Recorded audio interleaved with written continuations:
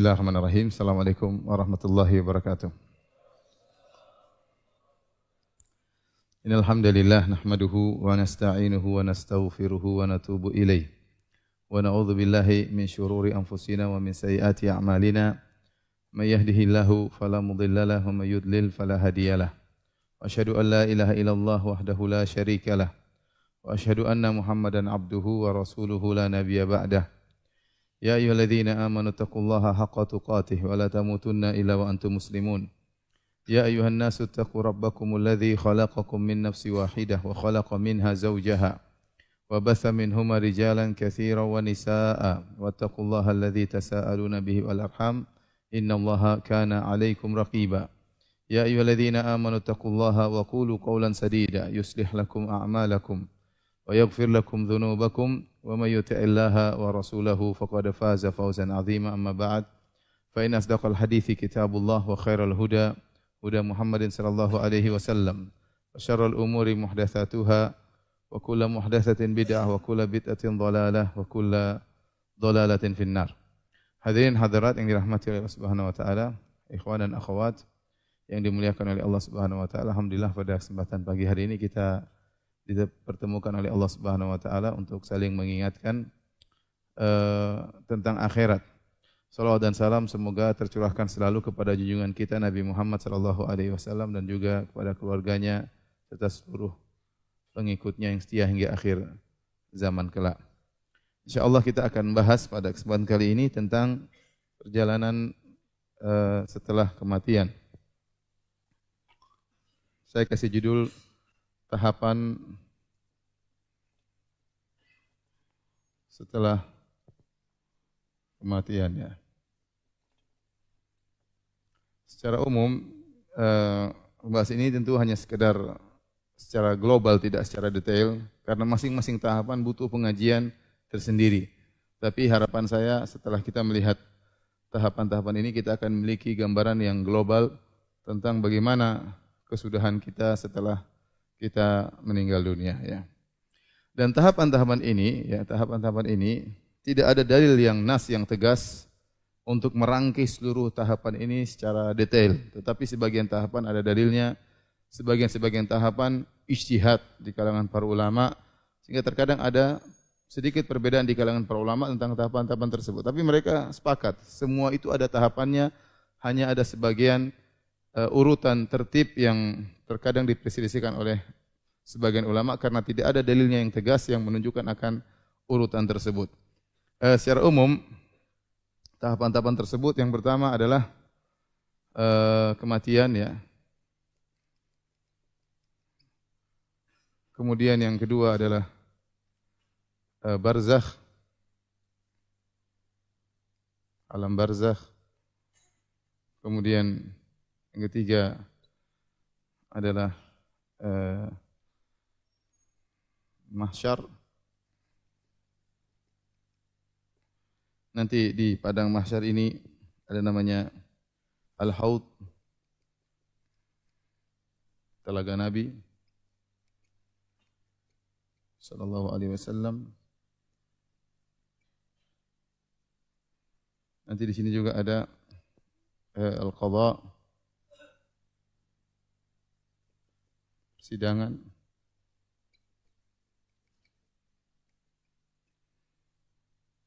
Setelah itu tahapan berikutnya adalah hisab. Setelah hisab kemudian mizan. Setelah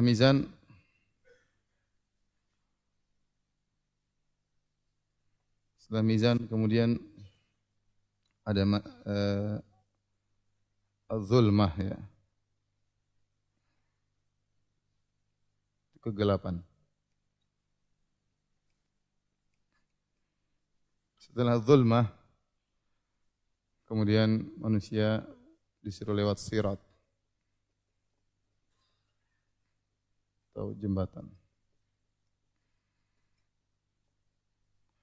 Kemudian sirat namanya qantarah. Ini setelah sirat. Baru kemudian surga ya. bagi yang tidak lolos lewat sirat, maka akan terjerumus kepada neraka jahanam.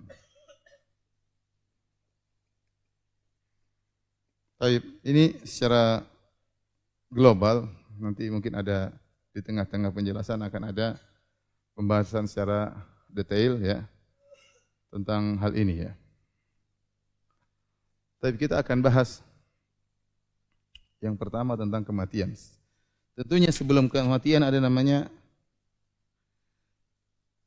kehidupan.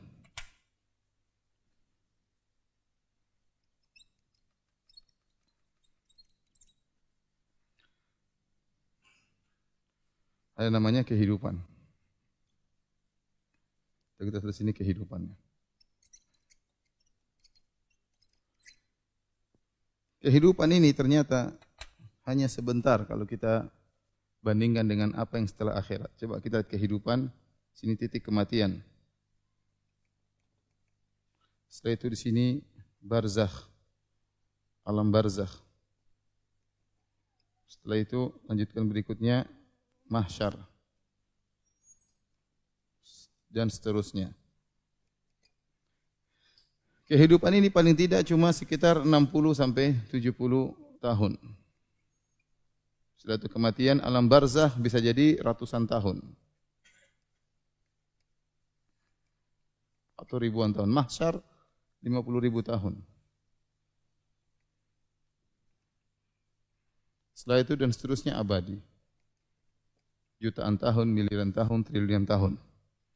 Oleh karena tatkala Nabi berbicara tentang kehidupan, kata Nabi SAW, "A'maru ummati ma baina sittin ila sab'in wa aqalla man yajuzu dzalik." Kata Nabi SAW, umur umatku antara 60 sampai 70 tahun. Dan hanya sedikit yang lewat dari 70 tahun. Rata-rata ya umat Muhammad SAW rata-rata meninggal antara 60 sampai 70 tahun. Ini menunjukkan umur kita kira-kira segitu ya. Sebagian kita ada yang sudah hampir 60. Sebagian kita yang sudah lewat 60. Coba yang sudah lewat 60 angkat tangan coba. Yang sudah 60. Ntar lagi berarti. Yang sudah lewat 70 angkat tangan. Ya, sudah enggak ada coba. Yang lewat 70 angkat tangan. Udah enggak ada. Saya ulangi lagi. Yang lewat 70 angkat tangan. Benar-benar enggak ada. Bagaimanapun orang ya, mau hidup dia tidak bisa selama-lamanya ya. Dia akan sampai pada titik di mana dia akan meninggal dunia. Oleh karena Allah Subhanahu wa taala di antara rahmat Allah, Allah memberikan tanda-tanda kepada kita. Kita tatkala sudah mulai menua, mulai semakin lemah tubuh kita, pandangan semakin berkurang, pendengaran semakin tidak tajam ya. Kemudian tubuh semakin lemah ya. Akal mulai pikun, banyak ya. Wajah mulai keriput, rambut penuh dengan uban. Kata Allah Subhanahu wa taala, "Wa ja'akumun nadhir," dan telah datang peringatan kepada kalian. Di antara tafsiran para salaf tentang nadhir yaitu uban. Kalau seorang sudah bercermin melihat uban banyak di kepalanya, ini pertanda bahwasanya dia semakin melemah, dan dia akan sampai pada titik di mana dia akan meninggal dunia bertemu dengan Allah Subhanahu wa taala. Kata Allah Subhanahu wa taala, "Aina ma takunu yudrikumul maut." Dimanapun kalian berada, maka kematian akan mengejar kalian. Walau kuntum fi burujim musayyadah. Meskipun kalian berada di tembok yang kokoh, tidak ada yang bisa selamat daripada kematian. Jangankan kita, raja pun tidak selamat. Ya. Raja yang memiliki kekuasaan yang begitu luas, yang memiliki penjaga yang begitu banyak, bodyguard, tidak ada yang bisa menyelamatkannya. Ya. Mau raja, mau jenderal, mau orang kaya, mau orang miskin sama saja. Oleh karena tatkala malaikat maut datang menemui Nabi Daud alaihissalam, maka Nabi Daud bertanya, "Man anta, siapa engkau?" Kata malaikat maut, "Ana alladhi la ahabul muluk wa la yamtani'u minni syai'." Aku adalah yang tidak takut dengan raja siapapun dan tidak ada yang bisa lolos dariku. Itu apa? Kematian.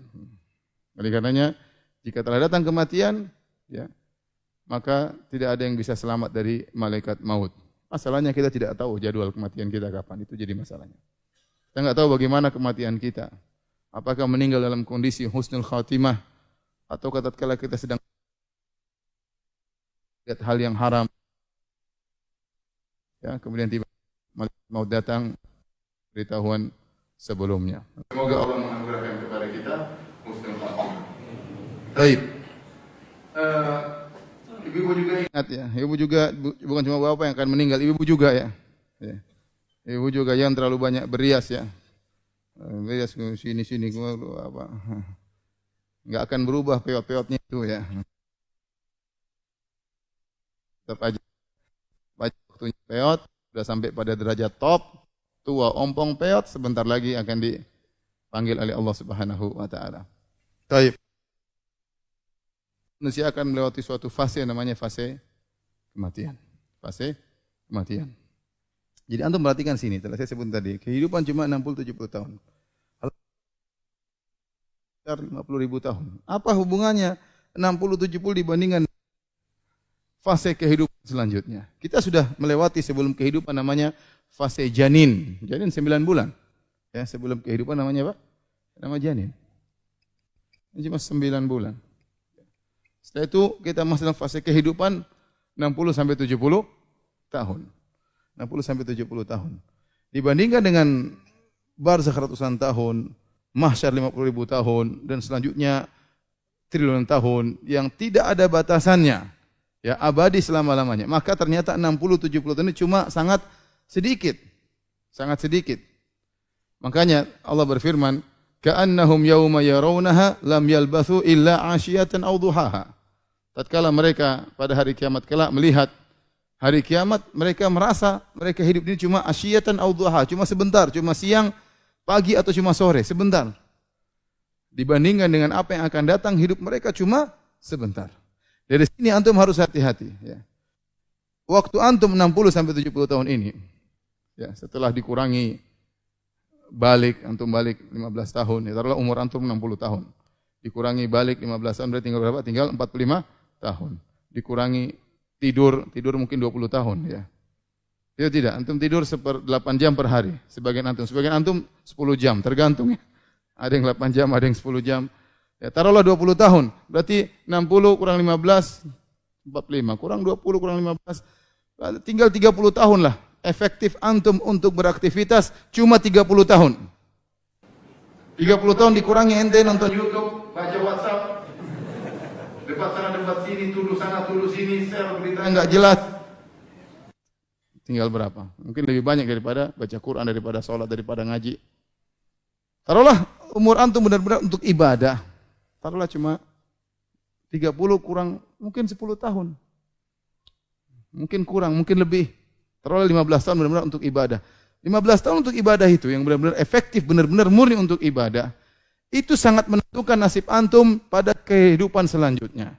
Dari sini antum sadar bahwa setiap detik yang antum lewati itu mempengaruhi derajat antum, kondisi antum di alam barzah, ratusan tahun atau ribuan tahun, mempengaruhi kondisi antum bahagia atau sengsara di padang mahsyar. Setiap detik yang antum lewati mempengaruhi nasib antum, kondisi antum bahagia atau sengsara di kehidupan, di mizan, di hisab, di sirat dan sampai kepada neraka atau surga. Maka seorang berhati-hati berusaha memanfaatkan waktu. Jangan sampai waktunya yang singkat ini dia buang sia-sia ya. Karena waktu tersebut sangat berpengaruh nasib dia di kehidupan selanjutnya. Ya, inilah ya kehidupan ya. Tatkala datang kematian ya. Nah, ada dua kemungkinan kematian, kematian baik atau kematian buruk. Allah Ta'ala berfirman tentang para malaikat, wan nazi'ati gharqa, demi para malaikat yang mencabut nyawa dengan penuh kerasan ya. Yaitu malaikat yang mencabut nyawanya orang kafir.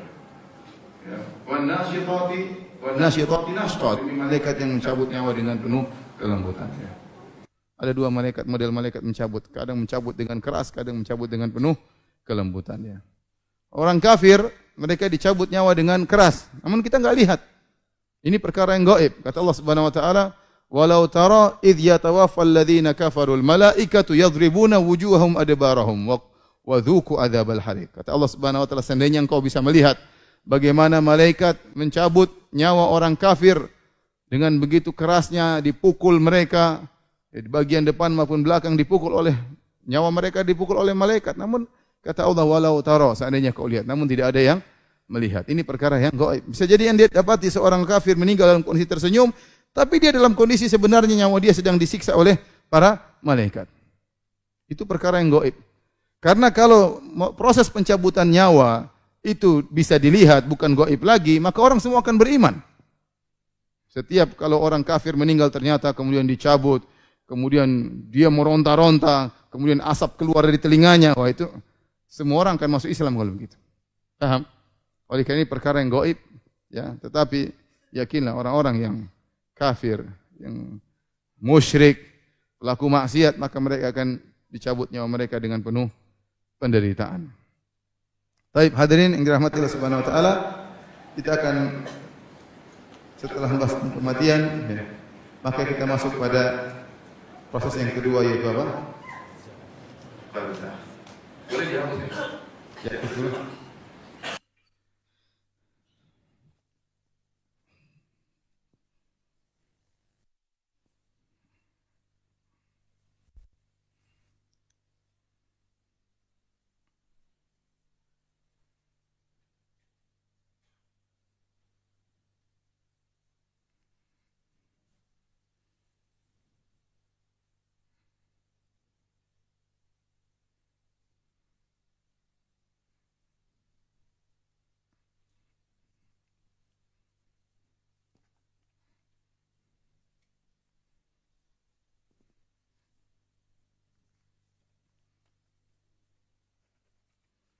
Alam barzakh ya. Alam barzakh. Barzakh secara bahasa ya, secara bahasa artinya apa namanya?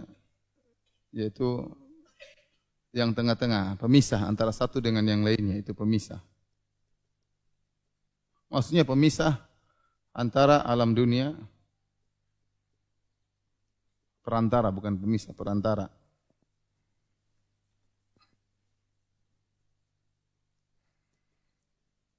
Alam dunia dengan alam akhirat. Alam tersendiri, alam barzakh ini alam tersendiri. Jadi semua orang masuk ke alam akhirat, dia mampir dulu namanya alam barzakh. Oleh karenanya Allah mengatakan dalam Al-Quran, hatta zurtumul maqabir, sampai kalian menziarahi kuburan. Ziarah menunjukkan tidak selamanya dalam kuburan itu hanya sekedar ziarah. Setelah itu kalian akan masuk pada tahapan yang selanjutnya, selama-lamanya itu alam akhirat. Nah, tatkala seorang dalam alam barzakh, ini alam tersendiri, alam barzakh, ya. Seorang begitu meninggal dunia, dia nyawanya dicabut dan dimasukkan dalam satu alam namanya alam barzakh. Cuma alam barzakh ini sering dinamakan dengan alam kubur. Kenapa? Karena kebanyakan orang kalau meninggal dikubur. Kebanyakan orang kalau meninggal dikubur sehingga disebut alam apa? Alam kubur. Padahal meskipun dia tidak dikubur, dia akan masuk dalam alam barzakh. Dikubur enggak urusan, dia akan masuk dalam alam barzakh, ya. Oleh karenanya Allah sebutkan tentang Fir'aun yang disiksa oleh Allah di alam barzakh sekarang. Kata Allah Subhanahu wa taala, "An-naru yu'raduna 'alaiha ghuduwan wa 'ashiyya, wa yauma taqumu sa'atu adkhilu ala fir'auna asyaddal 'adzab." Api neraka sekarang dipaparkan kepada Fir'aun dan bala tentaranya setiap pagi dan setiap petang. Wa yauma taqumus saat, nanti pada hari kiamat kelak, kata Allah, adkhilu ala fir'auna asyaddal adzab, masukkanlah Fir'aun dan bala tentaranya kepada azab yang lebih pedih. Kata para ulama, ini dalil tentang azab kubur, karena Fir'aun dan bala tentaranya sekarang sedang diazab. Nanti pada hari kiamat kelak, kata Allah, adkhilu ala fir'auna asyaddal adzab, masukkanlah Fir'aun kepada azab yang lebih pedih. Padahal kita tahu bahwasanya Fir'aun dan bala tentaranya tidak dikubur, mereka tenggelam di Laut Merah. Bahkan Fir'aun jasadnya selamat, kata Allah, fal yauma nunajjika bi badanika litakuna liman khalfaka ayah wa inna katsiran minan nasi an ayatina laghafilun. Kata Allah Subhanahu wa taala, pada hari ini kami selamatkan jasadmu wahai Firaun. Jadi Firaun jasadnya selamat, tidak dikubur. Bahkan konon sampai sekarang masih ada dijadikan mumi. Meskipun dia tidak dikubur jasadnya, dia sedang disiksa sekarang di alam barzakh. Meskipun bala tentaranya tidak dikubur, tenggelam di lautan, mereka sedang disiksa sekarang di alam barzakh. Oleh karena kalau ada seorang kemudian meninggal, misalnya terbakar di pesawat, jasadnya tidak ada. Kemana nyawanya? Masuk dalam alam barzakh. Ada orang dimakan oleh binatang buas, dimakan oleh ikan hiu. Kemana jasadnya? Jasadnya habis. Tetapi dia sedang di alam barzakh sekarang. Betapa banyak orang kafir sekarang, ya, kalau mereka mati, ya mereka langsung dibakar. Dibakar. jasadnya dibakar. Apakah mereka selamat dari alam barzah? Jawabannya tidak. Mereka masuk dalam alam barzah, alam tersendiri, alam perantara antara dunia dengan akhirat. Sama seperti kita di dunia ini kita merasakan namanya alam mimpi. Kita enggak tahu alam mimpi itu di mana. Tapi kita masuk dalam alam tersebut, dan alam tersebut ada namanya alam apa? Alam mimpi. Mau dijelaskan susah. Bagaimana penjelasannya? Tetapi ada suatu alam namanya alam apa? Alam mimpi. Demikian juga namanya alam barzah. Ya, itulah disebut alam barzah. Maka tidak ada namanya kalau orang sudah meninggal dunia kemudian roh bergentayangan itu enggak ada. Ya. Sudah meninggal dunia rohnya pasti masuk alam barzah. Apakah mendapatkan kenikmatan ataukah mendapatkan apa? Siksaan. Ya. Adapun roh-roh yang katanya bergentayangan, jadi mak lampir, jadi sundul bolong, ya, itu hanyalah jin-jin yang menjelma menjadi bentuk-bentuk yang menakutkan. Menjadi bentuk-bentuk yang menakutkan. Dan sebagaimana sering kita sampaikan, demikianlah ya, jin-jin menjelma sesuai dengan tingkat ekonomi masing-masing. Kalau di luar negeri jinnya keren-keren, pakai jas, ya, pakai dasi, ya, mantap ya. Di sini ya bajunya enggak ada, sundul bolong, rambutnya belum mandi dan berbagai macam. Paling keren-keren si manis jembatan Ancol ya. Baik. Ikhwan dan akhwat yang dirahmati oleh Allah Subhanahu wa taala. Antum tahu antum berapa lama di alam barzah nanti? Antum enggak tahu. Betapa banyak nenek moyang kita sudah lama di alam barzah. Ada yang sudah ratusan tahun. Ada yang mungkin kakek mungkin sudah 1000 tahun lebih di alam barzah. Menanti kapan ditiupkan sangkakala? Kapan tiba hari kiamat? Nah, berarti kita di alam barzah ini lama sekali, sangat lama. Tidak ada bandingannya dengan kehidupan kita di dunia. Kemudian kita di alam barzah kita akan sendirian. Oleh karenanya dalam hadis kata Nabi SAW, yatba'ul mayyita thalath. Sungguhnya mayat akan diikuti oleh 3. Ahluhu wa maluhu wa amaluhu. Keluarganya akan mengantarnya ke pemakaman. Hartanya akan ikut, mungkin mobilnya, mungkin budaknya, pembantunya akan ikut dia ke pemakaman. Wa amaluhu, dan amal dia juga akan ikut ke pemakaman. Kata Nabi SAW, fayarji al-ithnan. Yang 2 akan pulang, wa yabqa wahid. Yang pulang, keluarganya akan pulang, hartanya akan pergi, tersisa dia bersama amalnya. Dan itu benar.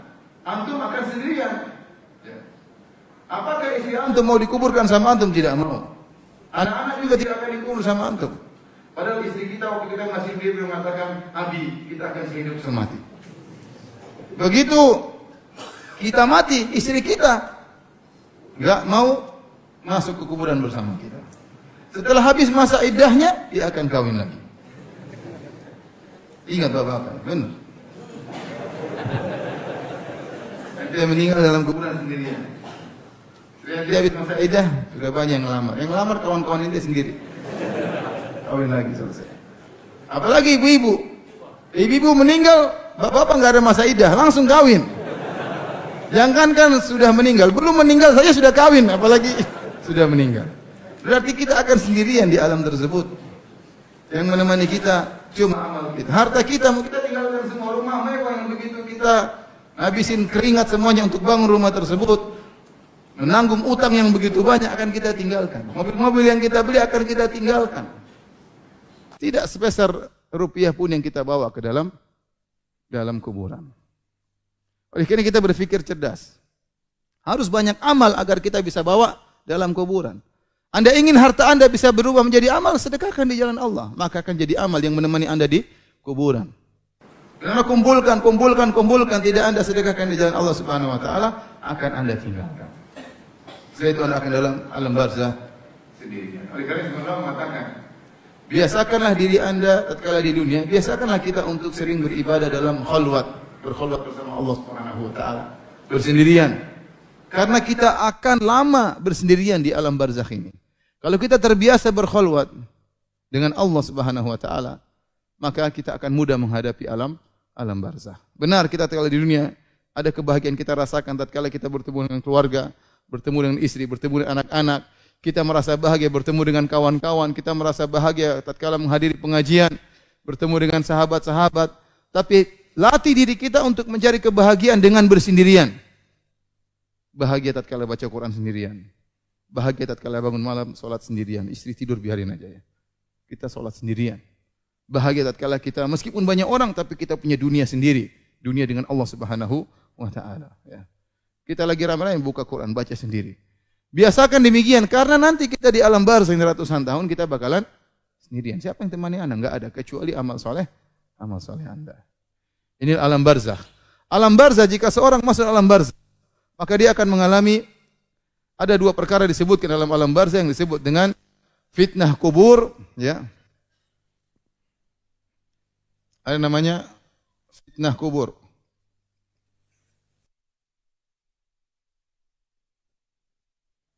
Azab atau nikmat kubur. Adapun fitnah kubur itulah pertanyaan malaikat mungkar dan nakir.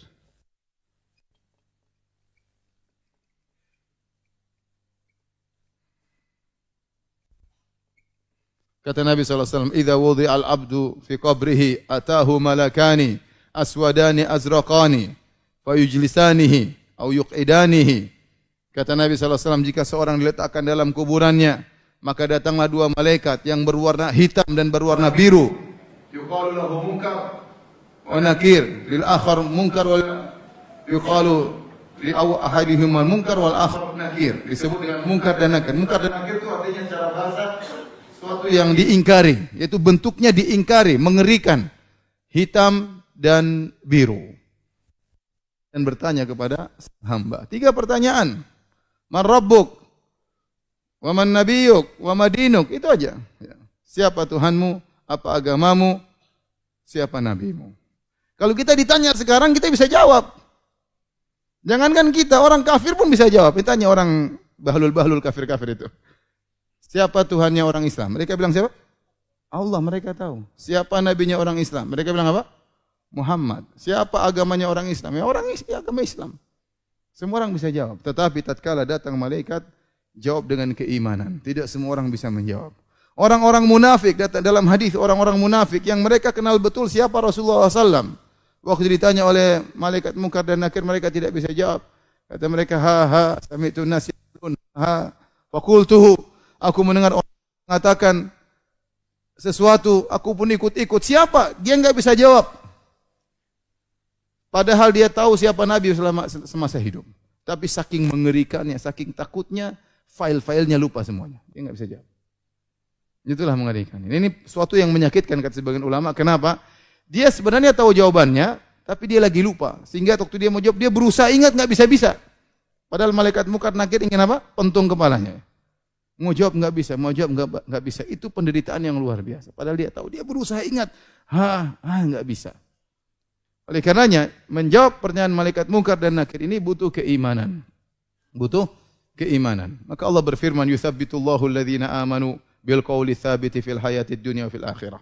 Allah mengkokohkan perkataan orang-orang yang beriman di dunia dan di akhirat. Di antaranya orang-orang beriman dikokohkan jawabannya tatkala di alam barzakh. Waktu ditanya oleh malaikat mungkar dan nakir, maka dia bisa jawab pertanyaan tersebut. Kalau dia bisa jawab, maka dia akan merasakan nikmat kubur. Kalau dia tidak bisa jawab, dia akan merasakan siksa kubur. Siksa kubur saya katakan siksa dalam alam tersendiri. Hukum asalnya tidak kelihatan siksa kubur ini. Namun terkadang Allah memperlihatkan pada sebagian, terkadang. Namun pada asal ini alam tersendiri. Tidak ketahuan bagaimana. Yang lain mengatakan, Ustaz gimana kita gali kuburan enggak ada apa-apa. Itu alam tersendiri. Namun terkadang Allah menampakkan supaya sebagian kecil aja agar orang sadar. Tapi pada asalnya Allah tidak menampakkan alam tersendiri, tidak ada yang tahu tentang azab tersebut. Ya. Tapi dalam hadis disebutkan tentang orang-orang di azab kubur, seperti orang di azab kubur karena tidak bersih tatkala cebok, ada orang di azab kubur karena suka namimah, mengadu domba, ada orang di azab kubur karena berdusta. Nabi melihat seorang dia disiksa. Ada orang datang kemudian merobek bibirnya, kemudian dirobek sampai ke lehernya. Setelah itu orang itu pindah ke sebelah, robek lagi sebelah kiri. Waktu dirobek sebelah kiri, yang kanan sudah sembuh. Kemudian pindah lagi ke sebelah kanan, robek yang kiri sudah sembuh. Terus dirobek ganti-gantian, kanan kiri, kanan kiri. Maka Nabi bertanya, "Man hadza? Siapa ini?" Maka dikatakan kepada Nabi SAW, "Amma ra'aita alladhi yushaqqu shidquhu fakadzdzabun yakdzibu bil kadzbah fahtuhmalu anhu hatta tablughul afaq." Adapun orang yang kau lihat bibirnya dirobek, mulutnya dirobek, adalah seorang pendusta dia berdusta dengan satu dusta, maka dusta tersebut diambil darinya dan disebarkan di penjuru dunia. Disiksa demikian sampai hari kiamat. Bayangkan sekarang ini orang dusta macam-macam, bikin berita hoax, kemudian tinggal enter, beritanya tersebar ke seluruh penjuru alam semesta. Dusta dia lakukan. Waliyadzubillah. Oleh karena seorang berhati-hati ya, alam barzakh jangan sampai dia binasa di alam barzakh tersebut. Maka seorang persiapkan dirinya untuk bisa bertemu dengan alam barzakh dengan malaikat mungkar dan nakir. Setelah alam kubur, yang kedua namanya hari kebangkitan. Hari kebangkitan.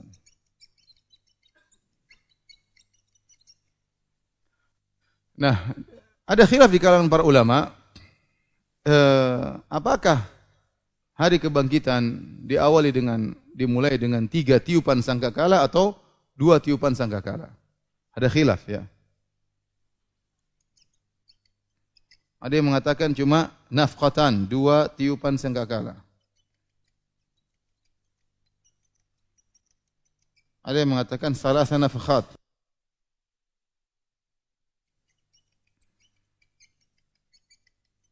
Adapun tiupan sangkakala tersebut, pertama disebut dengan nafkhatul faza'.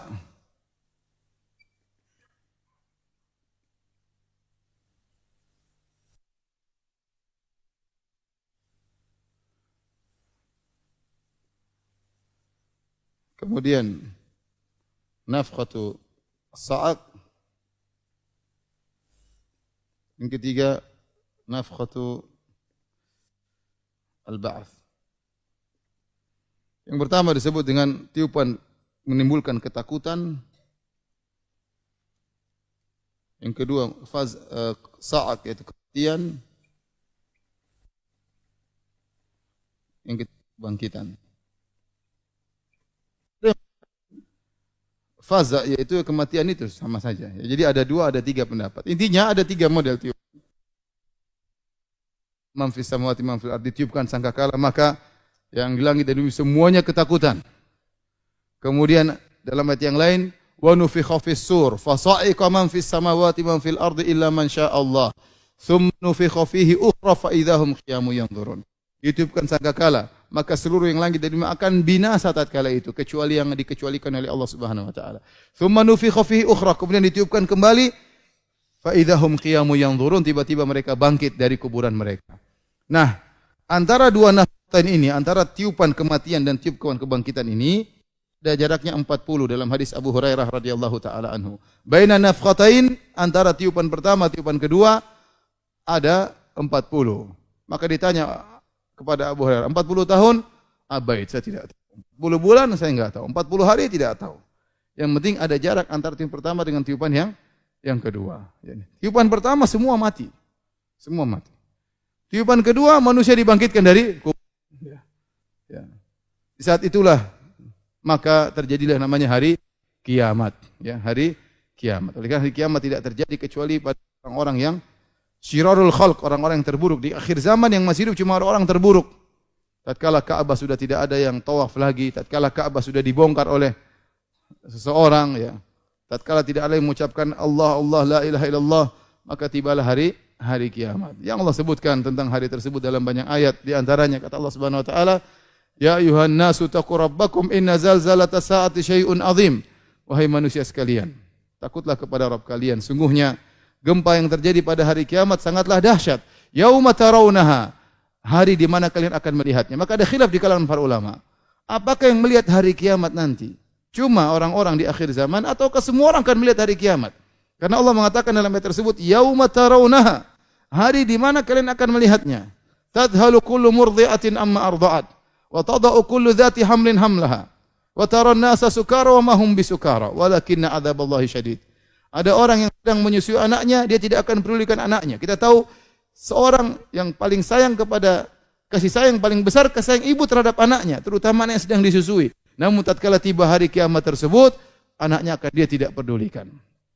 Tidak akan dia pedulikan anaknya. Wa tada'u kullu dzati hamlin hamlaha, wanita yang sedang hamil tiba-tiba keguguran karena saking dahsyatnya hari tersebut. Makanya dalam ayat Allah mengatakan, yauma yaj'alul wildana syiba, hari di mana Allah menjadikan anak-anak jadi beruban, saking takutnya timbul hormon yang luar biasa, rambutnya anak-anak hitam jadi beruban. Hari yang sangat mengerikan. Maka Allah menakut-nakuti manusia dengan hari tersebut. Ya. Ya ayuhan nasu taqu rabbakum inna zalzalata sa'ati syai'un 'adzim. Sungguhnya gempa yang terjadi pada hari kiamat sangatlah dahsyat. Sekarang gempa di bumi aja kita sudah ketakutan luar biasa. Sebagian teman-teman cerita gempa di Jogja, gempa di Palu, ada suara mengerikan yang mereka dengar. Gempa di Lombok, mereka dengar suara yang mengerikan. Apalagi nanti hari kiamat, hari yang sangat dahsyat. Idza zulzilatil ardu zilzalaha. Tatkala bumi digoncangkan dengan sedahsyat-dahsyatnya. Ya, kemudian tatkala itu terjadi perubahan, ya. Bumi digoncangkan, wa akhrajatil ardu athqalaha, bumi mengeluarkan isi perutnya. Ya, kemudian lautan, idzal biharu sujirat, tatkala lautan pertama fujirat, lautan keluar meluap. Wa idzal biharu fujirat, tatkala lautan meluap. Tadinya di atas muka bumi ini masih ada daratan, semua lautan keluar. Banjir menyeluruh. Setelah itu wa idzal biharu sujirat, setelah banjir seluruh lautan menjadi api, membakar. Ya, mengerikan pada hari tersebut. Kemudian bumi, langit terbelah, idzas sama'un syaqqat, idzas sama'un fatarat, langit terbelah. Wa idzal kawakibun tatharat, bintang-bintang berjatuhan, ya. Langit dilipat oleh Allah Subhanahu wa taala, yauma natwis samaa'a ka tayyi sijil lil kutub, hari di mana kami lipat langit, dilipat oleh Allah Subhanahu wa taala seperti kami lembaran-lembaran kertas dilipat oleh manusia, dilipat oleh Allah Subhanahu wa taala. Idza samaa'un kushitat, tatkala langit dilepas. Jadi langit sekarang berada pada bingkainya. Pada hari tersebut Allah tarik langit tersebut. Sebagaimana kata para ulama, seperti kulit dari hewan yang dilepaskan dari tubuh hewan tersebut. Ininya hari yang sangat dahsyat. Orang semua ketakutan pada hari tersebut. Kemudian bumi didatarkan. Wa idzal ardu muddat.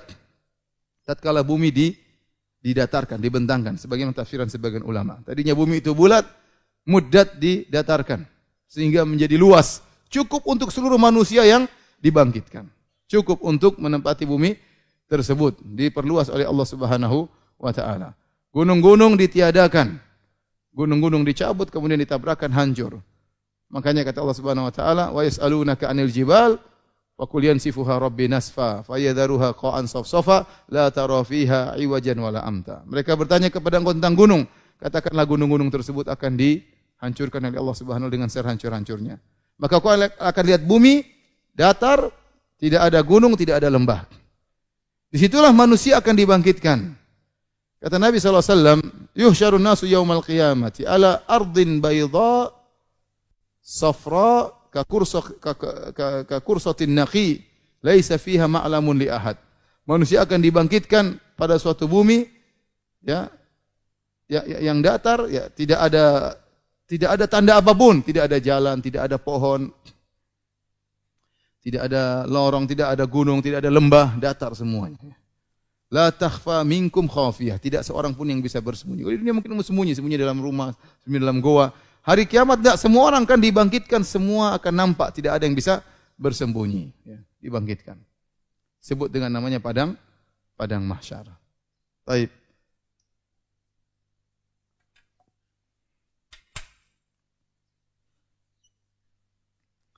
Padang mahsyar.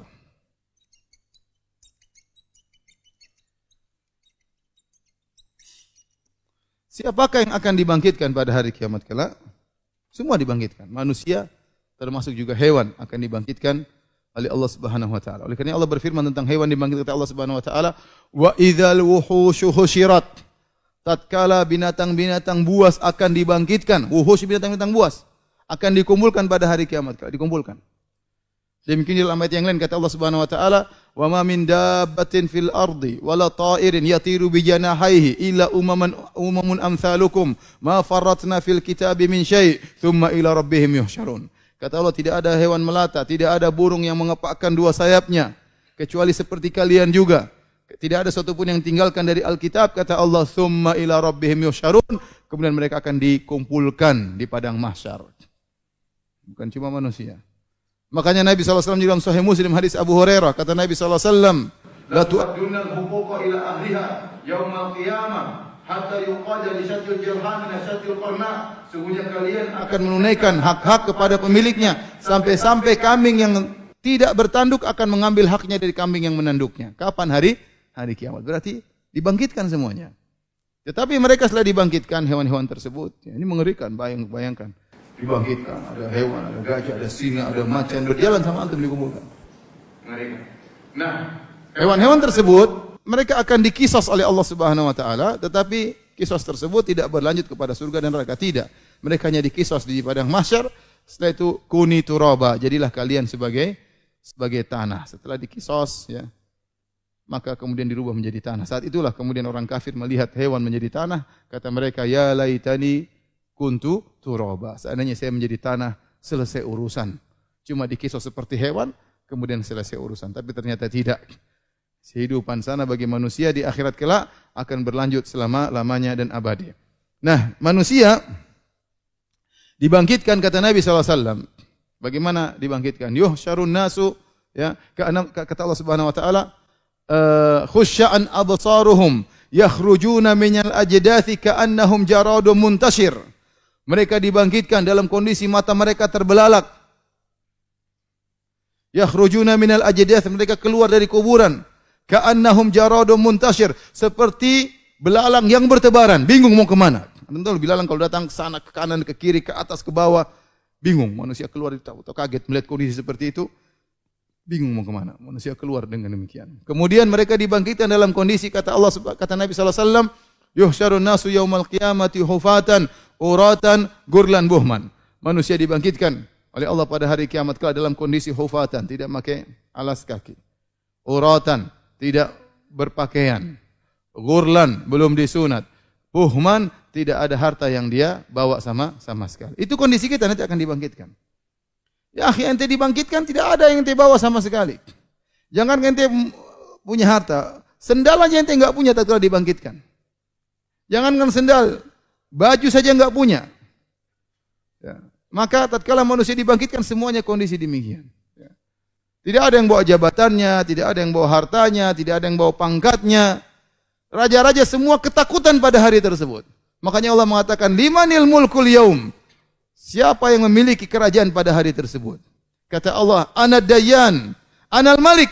Aku adalah sang raja. Aina mulukul ard? Mana raja-raja dunia? Semuanya tiarap, enggak ada yang takut, enggak ada yang berani. Semua takut. Semua jabatan ditanggal, siapapun orangnya. Tidak ada pakai baju tatkala dibangkitkan.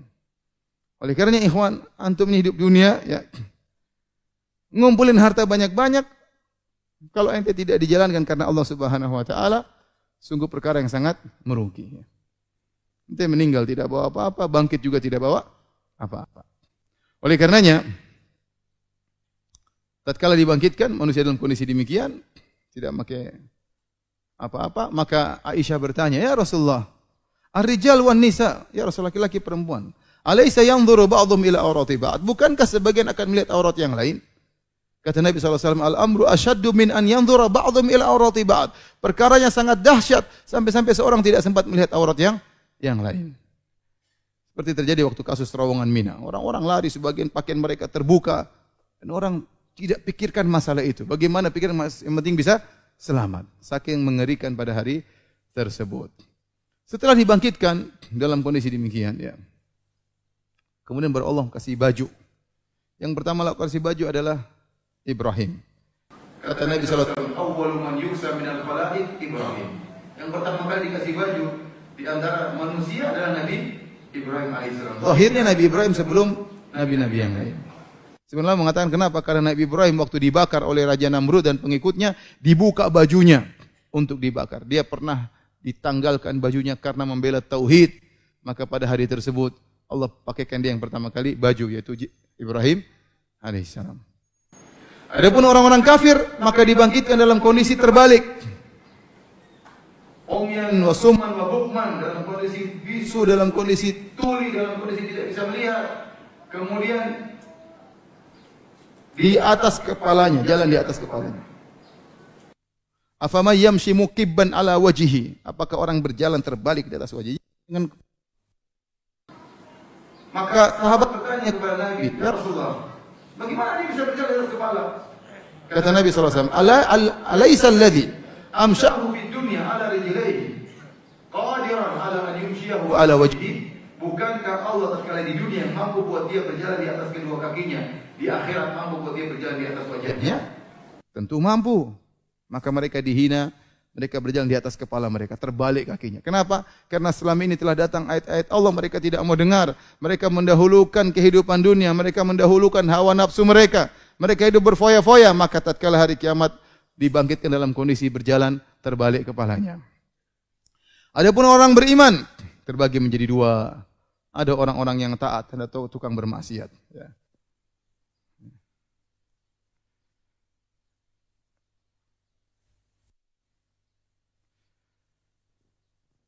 Kata Allah Subhanahu wa taala, "Yauma nahsyurul muttaqina, yauma nahsyurul muttaqina, yauma" dalam ayat itu al-muttaqina ila rahmani wafda ya. Dalam surat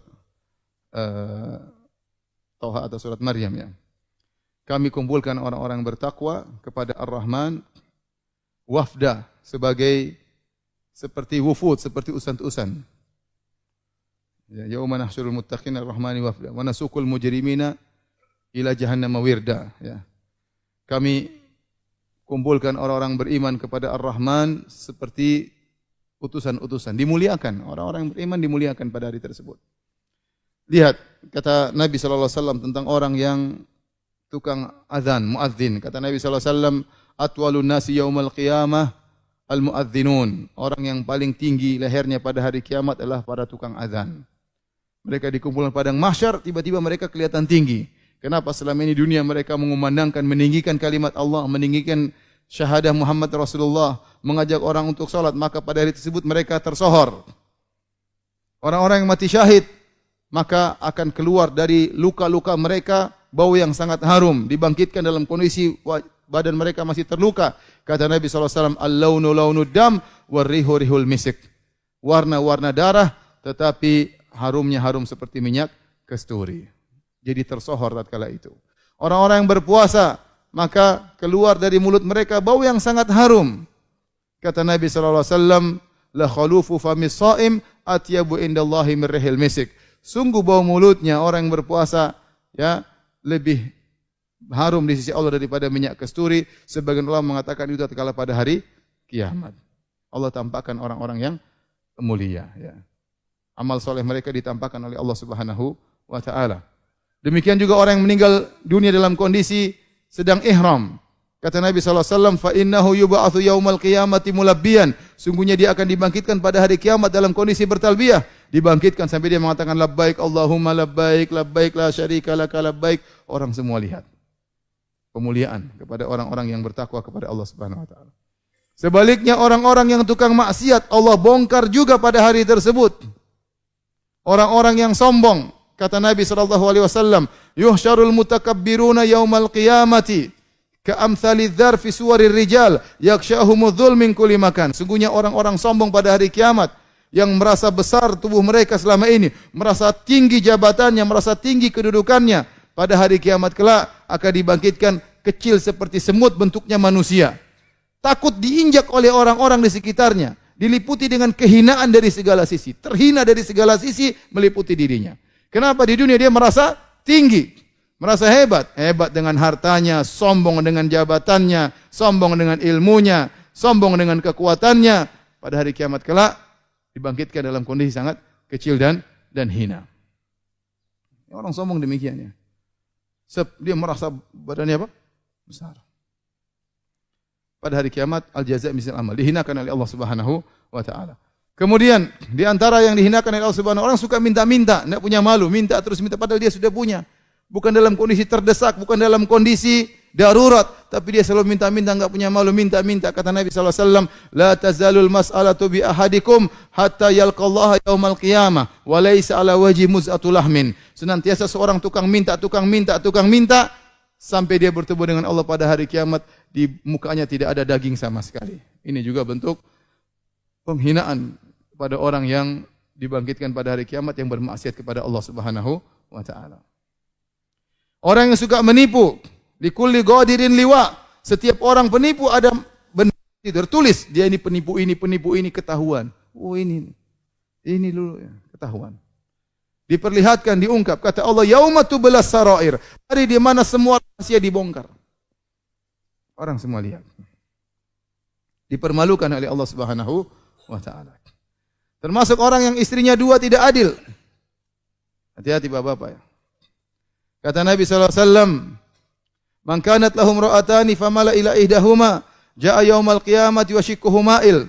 Barang siapa yang punya istri dua kemudian dia condong kepada salah satunya, maka datang pada hari badannya miring. Hati-hati ikhwan.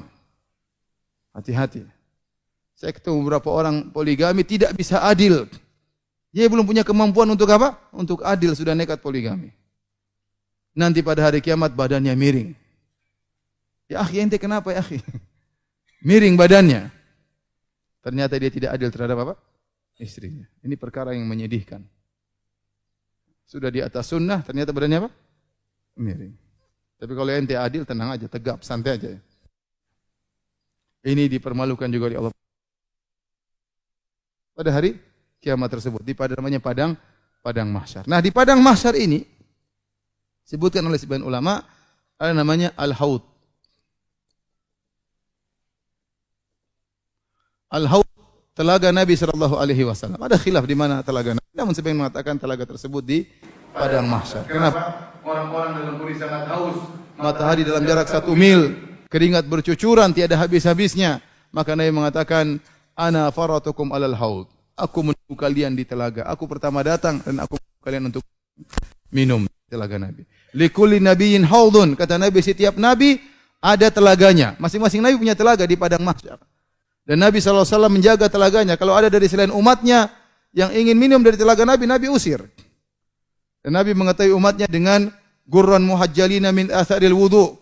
Bahwasanya keluar cahaya di tangan-tangan mereka, di wajah-wajah mereka, di kaki mereka karena bekas wudu. Maka yang wajahnya bercahaya, tangannya bercahaya boleh minum dari telaga Nabi SAW. Yang lain minggir, tidak boleh. Hadis tersebut ya disebutkan adalah di padang mahsyar ada namanya al-haud. Kemudian kondisi manusia tatkala itu sangat mengenaskan. Kenapa? Karena matahari dalam jarak 1 mil. Tuduna syams, matahari diturunkan dalam jarak 1 mil. Maka orang seluruhnya kepanasan. Matahari sangat dekat, keringat bercucuran, namun mereka tidak mati-mati.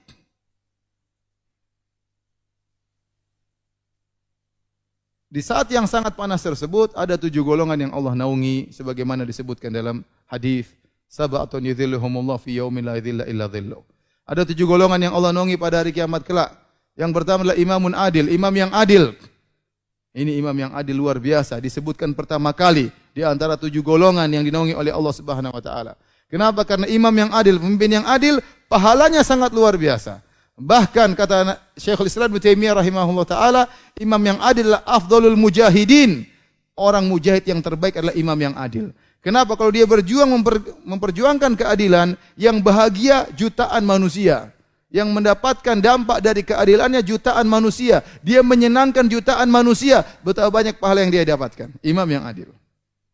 Tetapi kalau dia tidak adil, maka dia binasa. Dia mengeluarkan satu peraturan yang membuat celaka jutaan orang, sengsara jutaan orang. Dia akan dituntut oleh jutaan manusia kelak di hari kiamat kelak. Oleh karenanya ini kondisi yang sangat mengerikan. Seorang imam pemimpin. Bisa jadi dia meraih surga tertinggi. Bisa jadi terjerumus dalam neraka jahanam sedalam-dalamnya.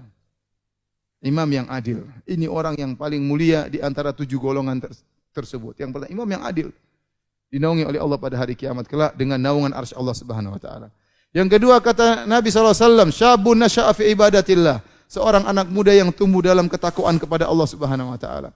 Dia masih muda, saatnya dia bersenang-senang, saatnya dia berfoya-foya, saatnya kesana kemari, jalan-jalan, pacaran, nonton bioskop, dia tinggalkan semuanya. Dia bertakwa kepada Allah, dia ngaji, dia salat, dia puasa, maka dia akan dinaungi oleh Allah pada hari kiamat kelak. Kalau sudah tua-tua soleh ya biasa. Sudah sebentar lagi mati masih nakal. Sudah tua, rambut sudah putih semua, pergi ke masjid ya itu wajar. Yang hebat masih muda, sejak muda sudah ke masjid meninggalkan berbagai keglamoran kehidupan dunia. Ini makanya kata Nabi, syabun nasya' fi ibadatillah. Anak muda yang hidup dalam ketakwaan kepada Allah. Yang ketiga, rajulani tahaba fillah, ijtama alaihi wa tafarraqa alaihi. 2 orang yang saling mencintai karena Allah. Mereka bertemu karena Allah, mereka berpisah karena Allah. Mereka bersahabat bukan perkara dunia, bukan karena dinar, bukan karena dolar, bukan karena rupiah mereka bersahabat. Karena iman kepada Allah Subhanahu wa taala. Mereka bersahabat bukan karena sama-sama hobi main bola, bukan karena sama-sama hobi main golf, bukan karena sama-sama orang Sunda, bukan sama-sama orang Papua, tidak, bukan karena dunia mereka bersahabat. Tapi mereka bersahabat karena engkau beriman, saya beriman, kita bersahabat. Ini akan dinaungi oleh Allah Subhanahu wa taala pada hari kiamat kelak. Bahkan Allah mencari mereka pada hari kiamat. Kata Allah, "Ainal mutahabbuna bi jalali?" Mana orang-orang saling mencintai karena aku? Al-yauma udhilluhum fi yaumin la dhilla illa dhilli. Hari ini aku akan naungi mereka, di hari tidak ada naungan kecuali naunganku, kata Allah Subhanahu wa taala. Yang keempat, rajulun qalbuhu mu'allaqun bil masajid. Seorang yang hatinya selalu rindu untuk ke masjid. Ini orang kerja di luar, cari nafkah, jualan, transaksi, berfikir, tetapi dia rindu kapan dikumandangkan azan. Ini ciri yang luar biasa. Kebanyakan kita sholat di masjid, tapi melangkah kaki menuju masjid dalam kondisi berat. Bangun tidur menuju masjid dalam kondisi berat. Masih berfikir, coba kalau hujan kita enggak ke masjid. Seandainya turun hujan kita bahagia, sholat di rumah. Ini orang enggak, dia semangat pergi ke masjid, rindu ingin ke masjid, betah di masjid. Dia bukan di masjid terus, dia kerja. Tapi hatinya di masjid. Yang dia pikir bagaimana masjid, kapan dikumandangkan azan. Berjalan menuju masjid dengan penuh semangat. Rajulun qalbuhu mu'allaqun bil masajid. Orang yang hatinya rindu ingin ke masjid. Yang kelima, rajulun da'atu imra'atun dzatu mansibin wa jamalin faqala inni akhafullah. Seorang lelaki yang dirayu oleh seorang wanita cantik dan kaya raya. Kemudian dia berkata, aku takut kepada Allah. Saya rasa antum enggak ada yang seperti ini. Siapa yang ngerayu antum? Pasti miskin, kurang cantik. Ini bayangkan, laki-laki yang diuji, perempuan cantik, kaya raya. Apalagi yang mau dicari laki-laki? Cantik miskin, oke. Kaya enggak begitu cantik, enggak apa-apa. Apalagi tergabung pada wanita tersebut, cantik dan kaya raya. Apalagi yang mau dicari? Kemudian dia yang telepon lagi. Ya akhi, saya ukhti. Goyang. Goyang kita. Kepala goyang, jenggot goyang, semua goyang. Kemudian dia kirim foto. Udah.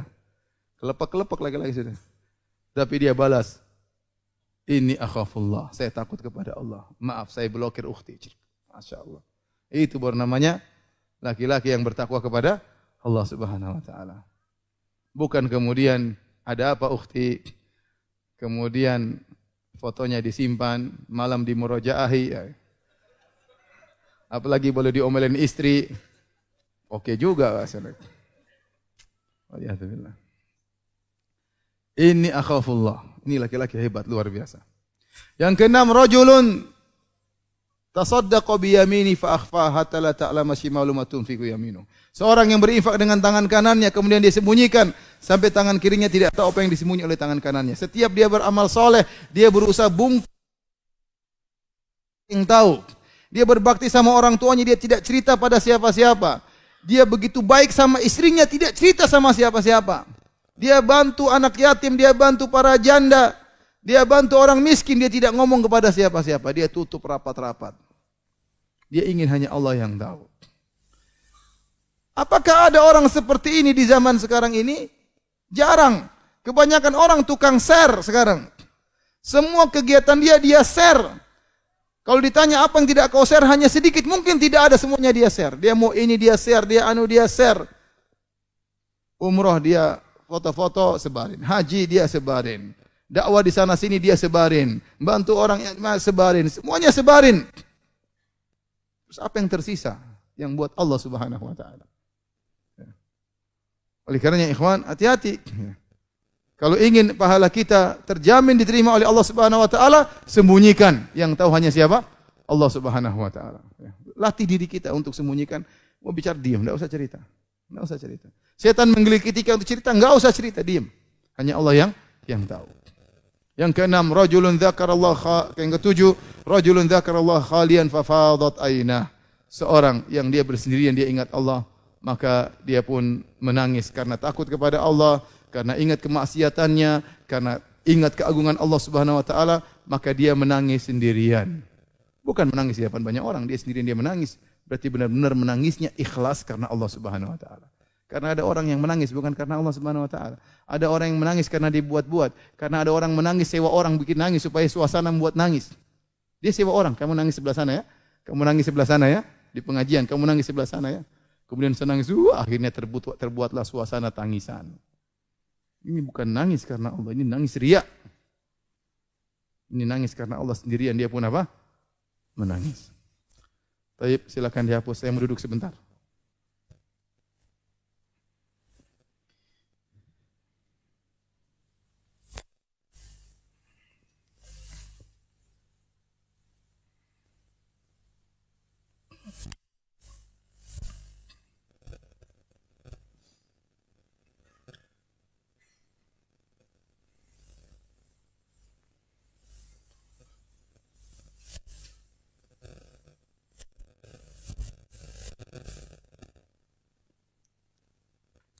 Baik, hadirin dan hadirat yang hadirat subhanahu wa ta'ala.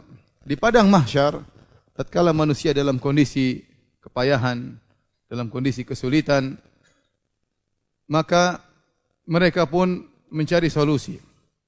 Ingin agar Allah segera datang untuk mulai persidangan. Kalau saya hakimnya enggak datang-datang. Sementara dia harus menunggu di luar di bawah terik matahari. Pintu enggak dibuka-buka. Nunggu terus. Kepanasan. Ya, demikian manusia pada saat itu mereka ingin segera disidang oleh Allah Subhanahu wa taala. Namun Allah tidak datang-datang. Akhirnya mereka pergi kepada anbiya, kepada para nabi. Pertama kali mereka datang kepada Nabi Adam alaihissalam. Mereka mengatakan, "Ya Adam, anta abul bashar, khalaqakallahu biyadayhi wa asjada laka malaikatah. Ama tara ma nahnu fih? Ala tashfa' lana inda rabbik?" Kata mereka, wahai Adam, engkau adalah nenek moyang kami, manusia yang pertama. Allah ciptakan engkau dengan kedua tanganmu, kedua tangannya. Jadi mereka memuji Nabi Adam. Allah ciptakan engkau dengan kedua tangannya. Allah menyuruh malaikat kami. Tidakkah kau beri syafaat kepada kami agar Allah segera datang mulai persidangan? Kata Adam alaihissalam, nafsi. Saya juga butuh dengan syafaat. Saya juga tidak tahu diri saya bagaimana. Allah telah melarang saya mendekati sebuah pohon dan saya langgar. Nafsi. Saya juga butuh dengan syafaat. Idhabu ila ghairi. Pergilah kepada nabi yang lain. Idhabu ila Nuh. Pergilah kepada Nabi Nuh. Nabi Adam berkata, Inna Rabbi qad ghadibal yawma ghadaban lam yaghdab mithlahu qablahu wala ba'dahu. Sungguhnya Rabbku sedang murka pada hari ini. Tidak pernah Allah murka sebelumnya seperti ini. Dan tidak murka sudahnya seperti ini. Dan sungguhnya Allah telah melarang aku mendekati suatu pohon dan aku melanggar. Aku juga butuh syafaat. Pergilah kepada nabi yang lain. Maka mereka pun pergi menuju Nabi Nuh. Manusia minta kepada Nabi Nuh untuk beri syafaat. Nabi Nuh juga tidak bisa kasih syafaat. Kata Nabi Nuh, idhabu ila ghairi. Pergilah kepada nabi yang lain. Pergilah mereka kepada Nabi Ibrahim. Nabi Ibrahim minta uzur. Saya pernah berdusta 3 kali, kata Nabi Ibrahim. Padahal dia adalah Khalilur Rahman, kekasih Allah. Ya Ibrahim, anta Khalilur Rahman, kekasih Allah. Kata Nabi Ibrahim, pergilah kepada yang lain. Pergilah mereka kepada Nabi Musa alaihissalam. Nabi Musa dipuji, kalimullah. Engkau yang berbicara kepada Allah langsung. Dan seterusnya pujian-pujian. Kata Nabi Musa, waqad qataltu nafsan lam umar biqatliha. Sungguhnya aku telah membunuh satu jiwa yang aku tidak diperintahkan membunuhnya. Aku pernah salah. Idhabu ila ghairi. Pergilah kepada selainku. Pergilah kepada Nabi Musa, Nabi Isa. Nabi Isa juga i'tizar, minta maaf tidak bisa membantu mereka. Akhirnya mereka pergi kepada Nabi Muhammad sallallahu alaihi wasallam. Itulah kemudian Nabi Muhammad mengatakan, ana laha. Aku yang akan beri syafaat bagi kalian. Maka Nabi Muhammad SAW kemudian sujud dengan sujud yang sangat lama agar Allah memberikan syafaat kepada manusia agar dimulai persidangan. Nabi sujud lama, Nabi puji Allah dengan pujian-pujian yang begitu indah. Yang kata Nabi SAW, bimahamid, ya, dengan pujian-pujian, la uhsinaha al-an. Sekarang aku belum bisa mengetahui pujian-pujian tersebut. Tetapi nanti pada saat aku sujud, Allah ajarkan kepada Nabi dengan pujian-pujian yang Nabi memuji Allah dengan pujian-pujian tersebut. Sekarang ini Nabi tidak tahu pujian-pujian tersebut bagaimana caranya. Setelah itu kata Allah Subhanahu wa taala, ya Muhammad irfa' ra'sak. Wahai Muhammad, angkatlah kepalamu. Wasal tu'tah, dan mintalah kau akan diberikan. Wasfa' tusyaffa, dan berilah syafaat dan kau akan diberi syafaat. Itulah maqamah mahmuda. Ya, maqam yang mulia pada hari tersebut. Yang kata Allah Subhanahu wa taala, wa minal laili fatahajjad bihi nafilatan lak asa ayyab'atsaka rabbuka maqaman mahmuda. Dan di antara sebagian malam bangunlah engkau untuk salat tahajud sebagai tambahan ibadah bagimu. Semoga Allah akan membangkitkan engkau wahai Muhammad pada kondisi yang sangat mulia, yaitu tatkala di padang mahsyar. Di sinilah nampak kemuliaan Nabi SAW. Kenapa? Karena seluruh Nabi menolak, tidak bisa beri syafaat. Semuanya enggak pede, semua mengingat kesalahan mereka, semua mengingat dosa-dosa mereka. Cuma Nabi yang berani kemudian sujud dan akhirnya datanglah Allah Subhanahu wa taala.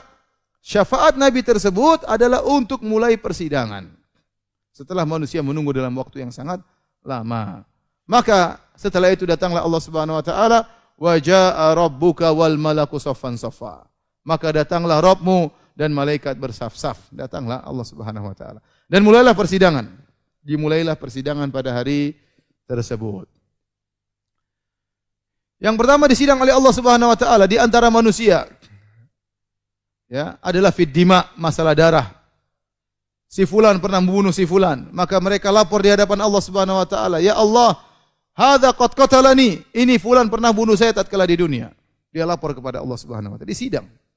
Semua persengketaan akan disidang pada hari tersebut. Ya Allah, si fulan mengambil tanahku. Ya Allah, masalah darah, masalah harta disidang oleh Allah pada hari tersebut. Dan kalau Allah sudah menyidang, tidak ada yang bisa lolos pada hari tersebut. Tidak ada yang bisa lari kanan, lari kiri. Tidak ada pengacara pada hari tersebut, tidak ada. Allah yang sidang dan Dia adalah seadil-adilnya hakim pada hari tersebut. Ya. Taib, setelah disidang, oleh karenanya ikhwan, hati-hati, ente jangan sampai meninggal dunia dalam kondisi menzalimi orang.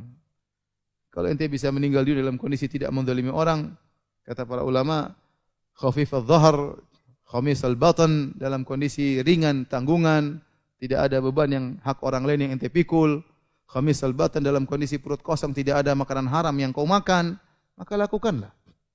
Lakukanlah. Yang paling penting jangan sampai menzalimi orang lain. Kata Sufyan Ats-Tsauri, wa antalqallaha bisab'ina dzamban fima bainaka wa bainallah ahwanu 'alaika min antalqahu bidzambin wahidin fima bainaka wa bainal ibad.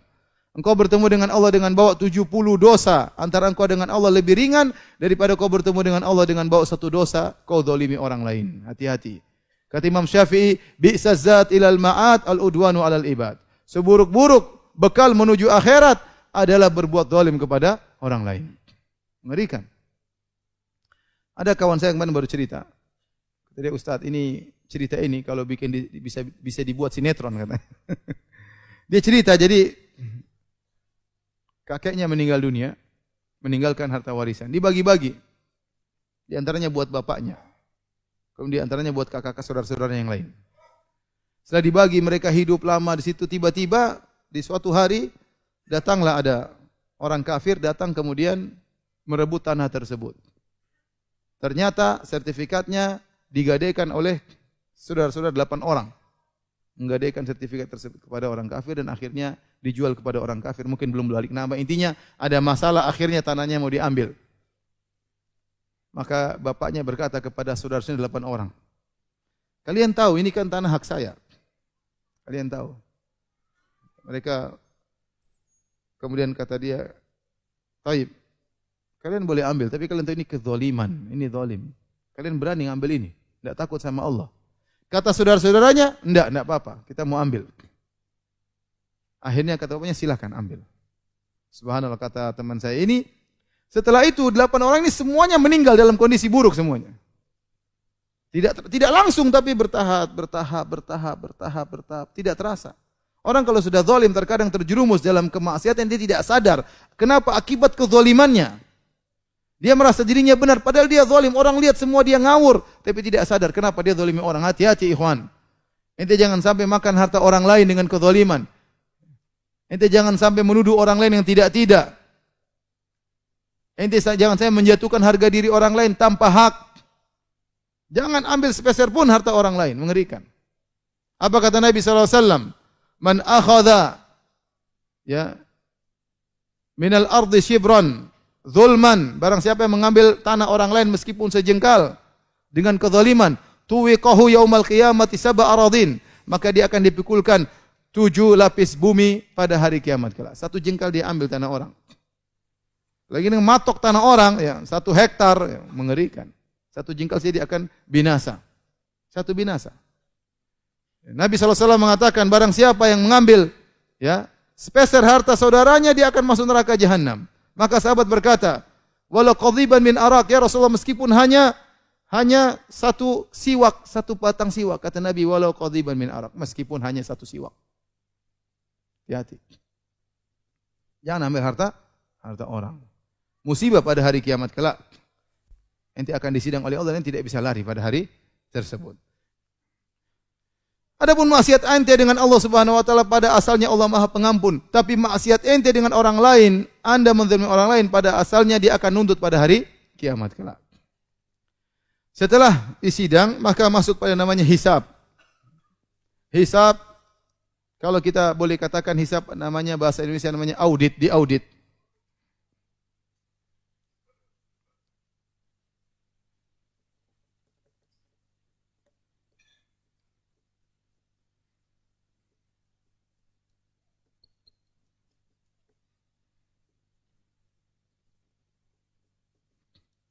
Hisab ada dua.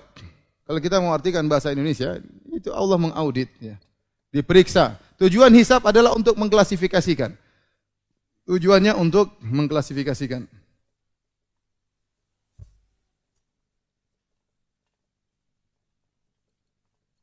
Mana yang dosa, mana yang pahala. Dosa mana yang pahala. Saya beberapa waktu silam saya mengisi tentang hisab di teman-teman di kantor pajak. Saya bilang, ente hati-hati ente. Ngaudit orang, ente diaudit nanti oleh Allah pada hari kiamat kelak. Mengerikan ya. Ini ya. Nah, hisab ada dua, ya, ada namanya hisab yasir, hisaban yasiran, ya. Allah, Nabi sallallahu alaihi wasallam pernah berdoa, Allahumma hasibni hisaban yasiran. Ya Allah, hisablah aku dengan hisab yang ringan. Allah sebut dalam Al-Qur'an, fa amman utiya kitabahu bi yaminihi fasawfa yuhasabu hisaban yasira. Adapun orang yang diberikan, maka dia akan dihisab dengan hisab yang ringan, ya. Akan dihisab dengan hisab yang ringan. Wa amman utiya kitabahu bi shimali. Adapun orang yang diberi catatan amal dengan tangan kirinya, ya. Fasawfa yad'u subura, ya. Wara'a dhahri. Adapun orang dihisab dengan diberikan catatan amalnya dari belakang, fasawfa yad'u subura, maka dia akan menyeru dengan kecelakaan. Taib, hisab yasir untuk orang yang beriman. Adapun metodenya, Allah Subhanahu wa taala yudinil mu'min, Allah dekatkan seorang mukmin antara Allah dengan dia saja. Kemudian fayadau ala kanafihi, kemudian Allah tidak ada yang lihat, hanya dia dengan Allah Subhanahu wa taala. Setelah itu Allah buka catatan. Allah mengatakan, bukankah kau pernah melakukan demikian dan demikian? Allah tampakkan sebagian dosa-dosanya. Maka dia berkata, na'am, benar ya Allah. Kau pernah begini? Na'am ya Rabb, benar. Ya. Kemudian dia mengakui dosa-dosanya. Setelah itu Allah berkata, ya, waqad satartuhu 'alaika fid dunya. Waktu di dunia aku menutupi aibmu ini, dan sekarang aku akan ampuni dosa-dosamu. Ini namanya hisaban yasiran. Kata para ulama, hisaban yasiran, hisab yang ringan, tidak semua dibongkar oleh Allah Subhanahu wa taala. Allah hanya kasih sampel-sampel, kemudian Allah ampuni. Semoga kita dihisab dengan hisab yang ringan.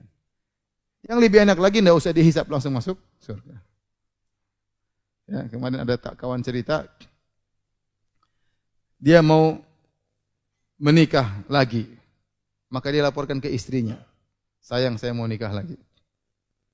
Kata istrinya, dia kira istrinya mau marah, mau apa, kata istrinya, tidak apa-apa. Masya Allah, tidak apa-apa. Tapi syaratnya kau doakan saya supaya saya masuk surga tanpa hisab. Kalau gitu gampang ya.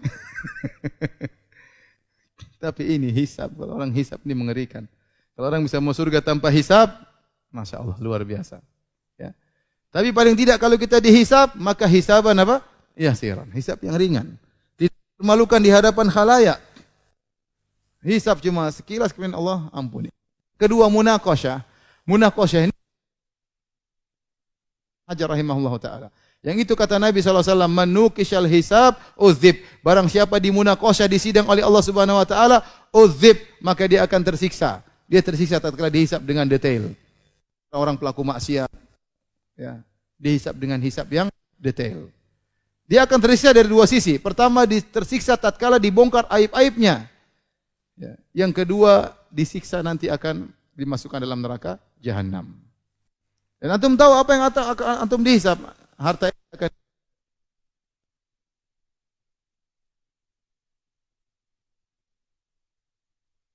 lan tazula qadama abdin hatta yus'al an arba'. Tidak akan bergeser kaki seorang hamba sampai ditanya 4 perkara. Di antaranya an umri fima afnah, wa an syababihi fima ablah. Ya, kemudian wa an ilmihi fima amila bihi. Ya. Wa an malihi min aina iktasabahu wa fima anfaqah. Ditanya tentang umurnya, kemana dia habiskan, masa mudanya, kemana dia habiskan. Kemudian hartanya dari mana dia dapatkan, kemana dia salurkan. Ya. Ditanya tentang amalnya, ilmunya, apa yang dia amalkan. Setiap hari belajar apa yang sudah kita amalkan. Ditanya oleh Allah Subhanahu Wa Taala. Yakin itu dihisab. Harta yang kita peroleh, ditanya dari mana kau dapatkan, kemana kau habiskan. Betapa banyak orang binasa dari pertanyaan pertama. Dari mana kau dapatkan harta? Sudah binasa banyak orang. Dengan cara haram, dengan cara ini, menipu, berbohong, manipulasi, dan macam-macamnya. Ya. Yang kedua, kalaupun dia dapat harta yang halal, di mana dia habiskan? Wah, ini juga jawabnya susah ini. Buat beli ini, buat enggak ada yang manfaatnya macam-macam, jalan sana, jalan sini, ngabisin ini, ngabisin. Ini juga setengah mati jawabannya. Semakin orang banyak harta, semakin lama hisabnya.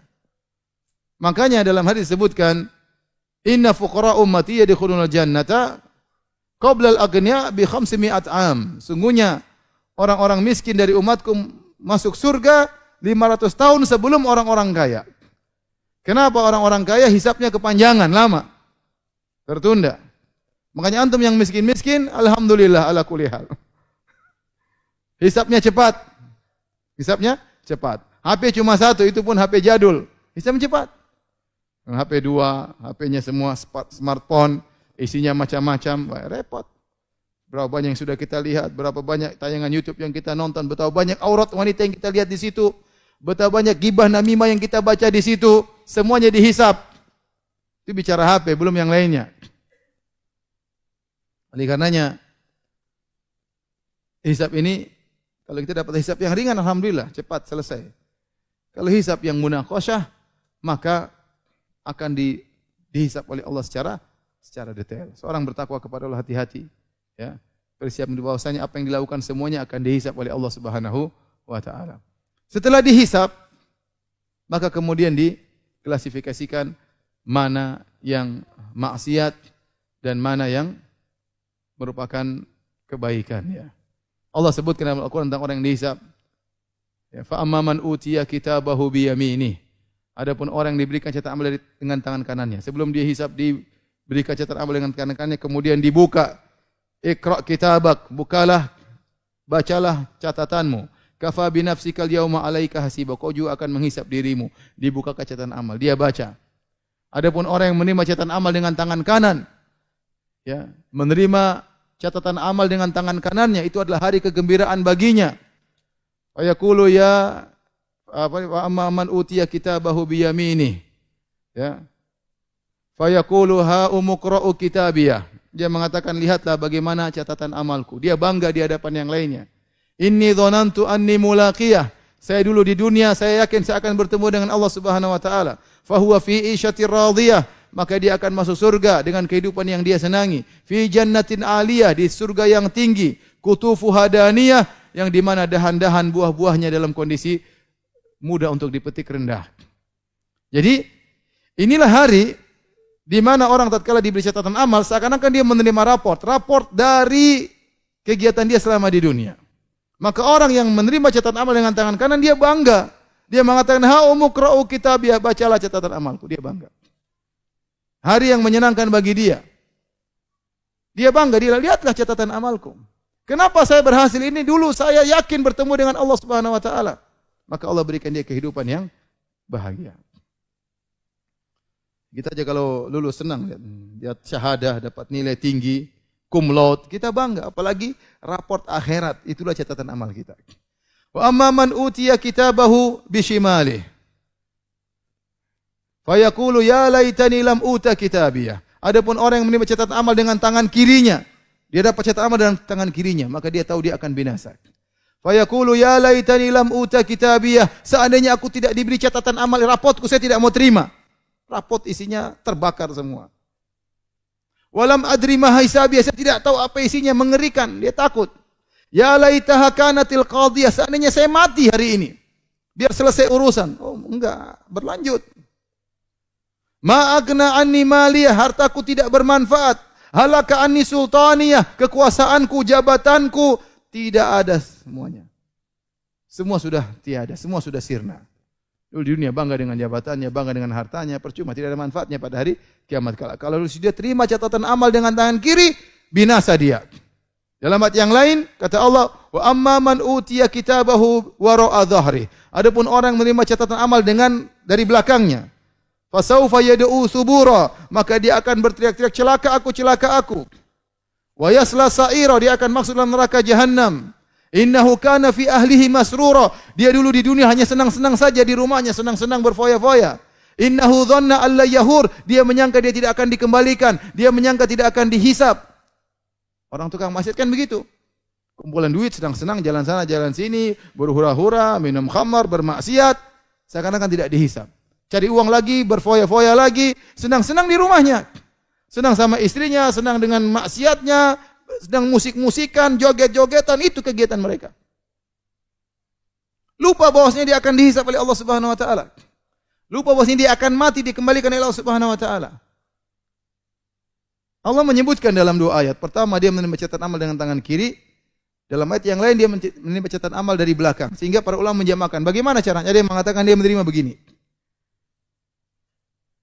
Ada yang mengatakan tangannya tembus ke belakang, kemudian menerima dari apa? Belakang, menembus dadanya. Intinya, dia menerima catatan amal dengan kehinaan. Setelah itu akan dihisab. Taib. Setelah hisab,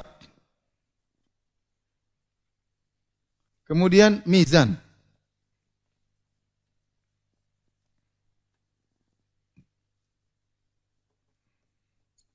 Mizan, timbangan.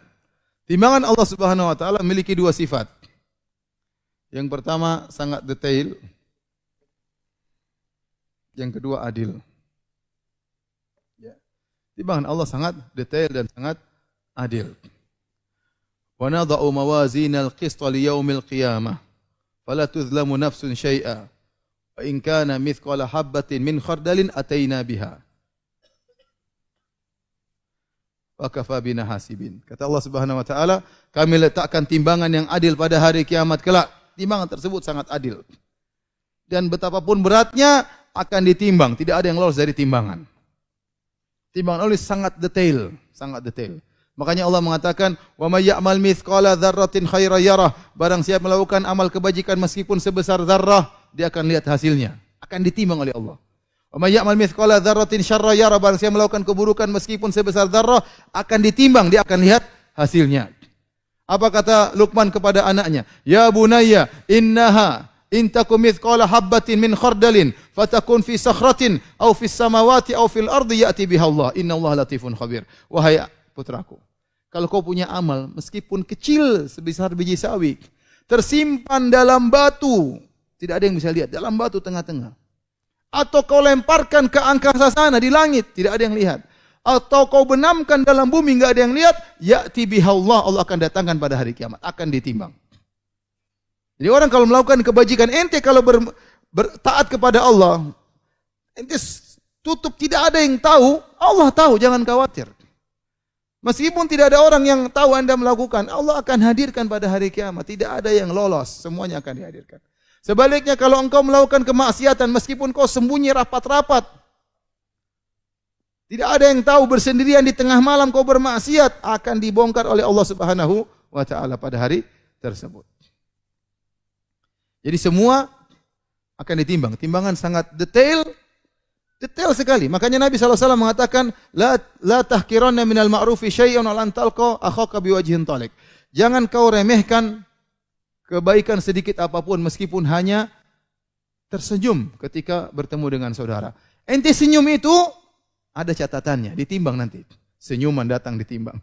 Jangan khawatir. Ya. Fattaqun nar walau bisyakkit tamrah. Takutlah kepada neraka jagalah dirimu dari neraka jahanam meskipun hanya menyumbang setengah korma. Kalau enggak punya apa kecuali setengah korma, sumbang. Akan ada catatannya, akan ada timbangannya. Jadi timbang ini sangat detail. Sangat detail. Nah, apa yang ditimbang? Apa yang ditimbang? Datang dalam beberapa riwayat ada 3 model. Ada yang ditimbang adalah amal solehnya. Ada yang dalam riwayat catatan amalnya. Ada dalam riwayat pelakunya, orangnya. Dua-duanya, tiga-tiganya datang dalam hadis atau dalam dalil. Yang pertama, amal soleh ditimbang banyak dalilnya. Contoh kata Nabi sallallahu alaihi wasallam, "Ma min syai'in athqalu fi mizanil mu'min yaumal qiyamah min husnil khuluq." Tidak ada yang lebih berat timbangannya pada hari kiamat seperti akhlak yang mulia. Berarti amal yang ditimbang. Akhlak mulia, tidak hasad, tidak dengki, tawadhu, tidak sombong, tidak menghina orang lain, murah senyum, mudah menolong orang lain. Ini semua namanya akhlak yang mulia. Itu paling berat kalau ditimbang pada timbangan pada hari kiamat kelak. Berarti amal solehnya. Contoh, Nabi SAW mengatakan, "Alhamdulillah tamla'ul mizan." Subhanallah, alhamdulillah tamla'ul mizan. Kalimat subhanallah, alhamdulillah memenuhi timbangan. Berarti zikirnya yang ditimbang, amalnya juga. Nabi SAW bersabda, "Kalimatani khafifatani ala lisani, habibatani ila rahmani, thaqilatani fil mizan." 2 kalimat yang ringan diucapkan oleh lisan, dicintai oleh Allah, namun berat di timbangan. Subhanallah bihamdihi, subhanallahil azim. Yang ditimbang berarti apa? Amal. Ya. Ini dalil tentang ditimbang adalah amal. Dalam sebagian riwayat, yang ditimbang adalah catatan amal. Ya, yang ditimbang adalah catatan amal. Seperti hadis yang masyhur tentang sahibul bitaqah. Kata Nabi SAW, "Yusahu bi rajulin min ummati, fayunsharu lahu tis'un wa tis'una sijillan, kullu sijillin maddul basar."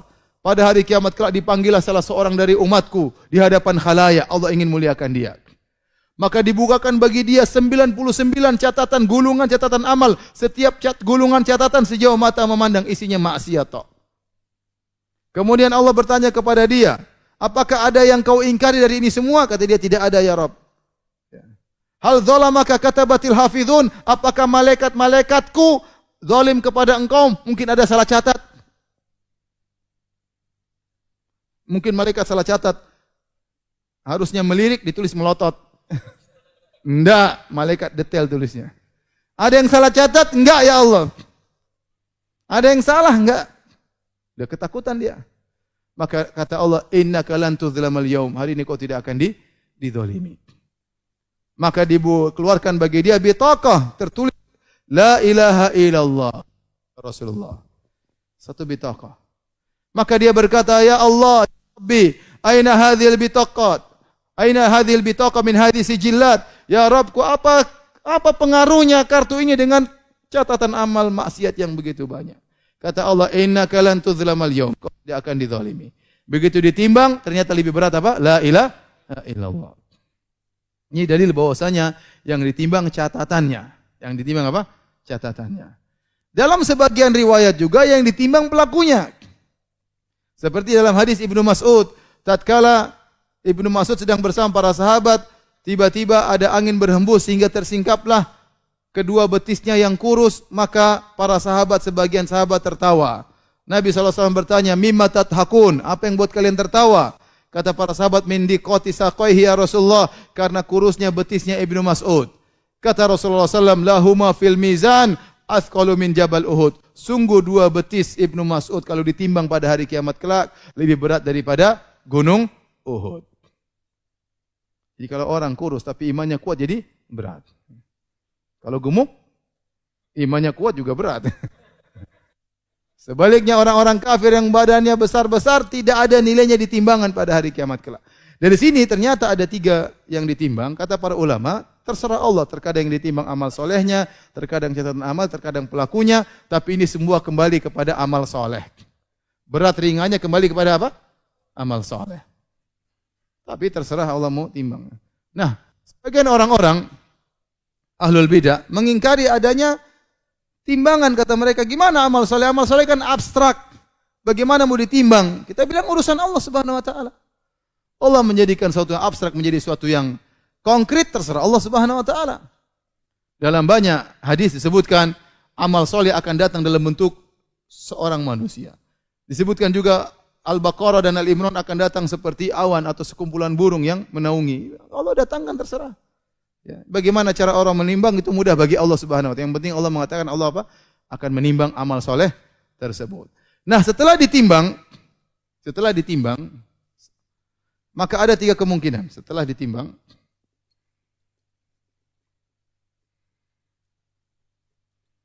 ada 3 kemungkinan.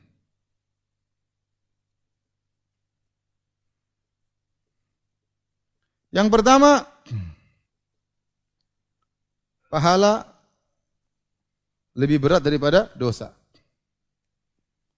Yang kedua, pahala lebih ringan daripada apa? Dosa. Yang ketiga, pahala sama dengan dosa, sama-sama berat.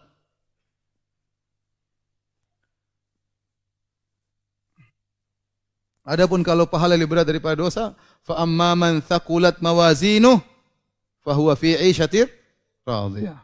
Barang siapa yang pahalanya lebih besar daripada dosa, maka dia akan masuk apa? Surga. Wa amma man khaffat mawazinuh, adapun yang pahalanya lebih ringan daripada dosa, fa ummuhu hawiyah. Tempat nerakanya tempat kembalinya ke mana? Hawiyah. Wa ma adraka ma hiya narun hamiyah. Narun hamiyah. Neraka jahanam yang dipanaskan. Neraka. Timbang. Setelah dihisab, diklasifikasi, timbang, ternyata lebih ringan pahala daripada dosa. Maka masuk apa? Neraka jahanam. Orang kalau pahalanya lebih ringan dosa, ini orang keterlaluan. Orang kebangetan. Parah. Kenapa? Karena metode Allah dalam menghitung pahala dan dosa, Allah lebih membanyakkan pahala. Bayangkan, dosa kalau kita lakukan maksiat 1 cuma dihitung 1. Kalau pahala bisa berlipat ganda 10, bisa 100, bisa 700, bisa lebih daripada itu. Jadi kalau ternyata setelah ditimbang dosanya lebih berat, berarti orang ini sangat parah. Sangat parah. Baik. Bagaimana kalau pahala sama dengan dosa? Kalau pahala sama dengan dosa, ini yang disebut dengan Ashabul A'raf. Al-A'raf adalah suatu tempat yang agak tinggi yang terletak antara surga dan neraka yang Allah sebutkan dalam surat Al-A'raf. Wa bainahuma hijab wa 'alal a'rafi rijalun ya'rifuna kullan bisimahum wa nadaw ashabal jannati an salamun alaikum lam yadkhuluha wa hum yatma'un. Mereka berada di antara surga dan neraka. Kemudian mereka melihat penghuni surga, ditahan mereka, nasibnya tidak tahu. Kenapa? Karena pahala sama dengan dosa. Kebajikan sama dengan kemaksiatan. Mereka melihat penghuni surga. Ya. Salamun alaikum, kata mereka, keselamatan kepada kalian wahai penghuni surga. Lam yadkhuluha wa hum yatma'un. Mereka tidak masuk surga padahal mereka ingin masuk surga. Wa idza surifat absaruhum tilqa ashabin nari. Tiba-tiba mereka dipalingkan melihat kepada penghuni neraka jahanam. Mereka berkata, Rabbana la taj'alna ma'al qaumi dzalimin. Ya Rabb, kami jangan masukkan kami bersama orang-orang neraka. Mereka ditahan oleh Allah dalam waktu yang Allah kehendaki. Setelah itu ujung-ujungnya mereka akhirnya masuk surga.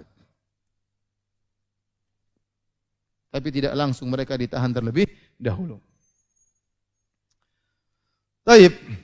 Ini 3 kemungkinan setelah ditimbang. Kalau sudah tolong dihapus.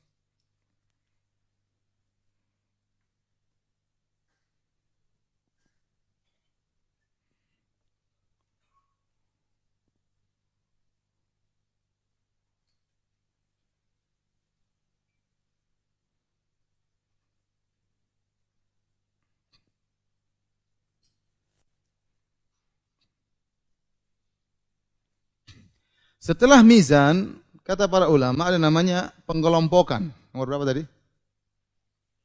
6. Allah berfirman, "Wamtazul yauma ayyuhal mujrimun." Berpisahlah kalian wahai orang-orang mujrim dari orang-orang beriman. Kemudian kata Allah juga, ya, "Uhsyurul ladzina zalamu wa azwajahum." Kumpulkanlah orang-orang zalim bersama yang semisal dengan mereka. Jadi Nasrani dengan Nasrani dikumpulkan dengan Nasrani.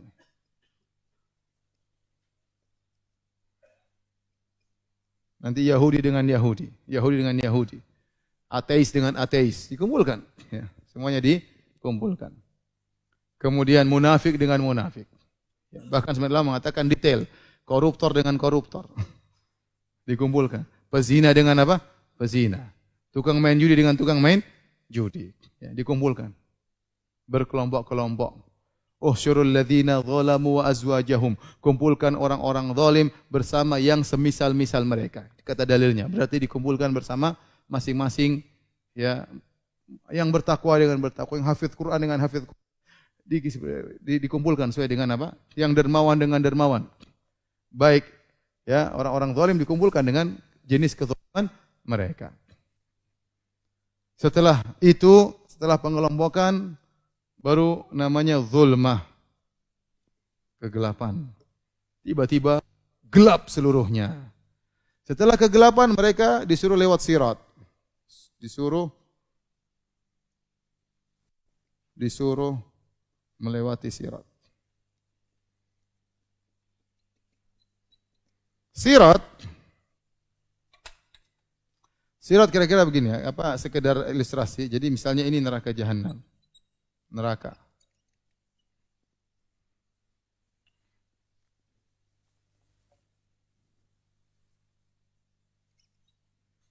Ini neraka, contoh. Kemudian sirat di atasnya, ini sirat. Kemudian di ujungnya ada namanya qantarah.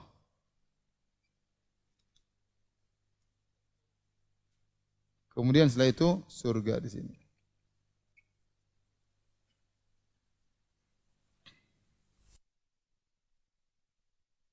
Disuruh melewati sirat. Sirat ini sangat panjang. Ini sirat sangat panjang. Kenapa sangat panjang? Kenapa dia di atas alamat ini jahannam, diletakkan di atas permukaan neraka jahannam. Dan neraka jahannam ini sangat luas. Sangat-sangat luas.